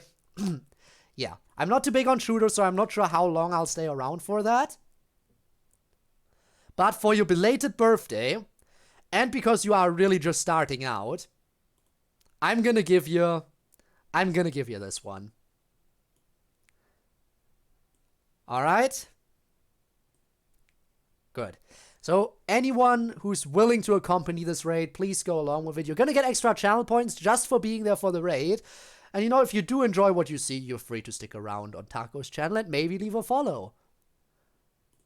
By the way, Taco, while you're still here, I know you said it's no commentary or anything, but it's not only no commentary, but the entire game is muted for stream as well. Like, it's not picking up your voice, obviously, because you said no commentary, but there's also no game audio. Might want to fix that. Anyway, let's get this raid going, shall we? Taco. Start raid. Alright, let's head on over. Alright, if you want to see the continuation as we open the door to the club room, then be sure to be there next week. We will continue this, and I am very much looking forward to it. Also, check the schedule later. I will add the 2 streams for Murder of Sonic the Hedgehog. I will probably talk back with Spinne and Neon, because I think the 2 of them are definitely offering up to be there for it, to get some of the voice acting off my hands. So I'll discuss it a little bit with them, so we can decide on which 2 days this coming week will have those streams. But the stream isn't going to be on Sunday, okay? It's not gonna be the next day, alright? That slot is still empty, so you don't have to worry about it being rushed or anything. So yeah. I don't know. Maybe Monday, Tuesday, or Tuesday, Wednesday. I feel like those days could work. Anyway. Yeah, I'll see y'all. I'll see y'all another time. And if you're curious about Murder of Sonic the Hedgehog, that's another visual novel, and it's a murder mystery, so that could be fun. In any event, see you around. Bye-bye, everyone. Until next time. Alright, of course, and if you're watching this as a VOD, your support has been also greatly appreciated. And if you want to catch me live in the future, you can do so by checking the description down below to find a link to my Twitch. I will stream there every single, Friday and Saturday, sometimes other days of the week too, although that's a bit more of an irregularity. In any event, I'll see you around, have a good one, bye bye.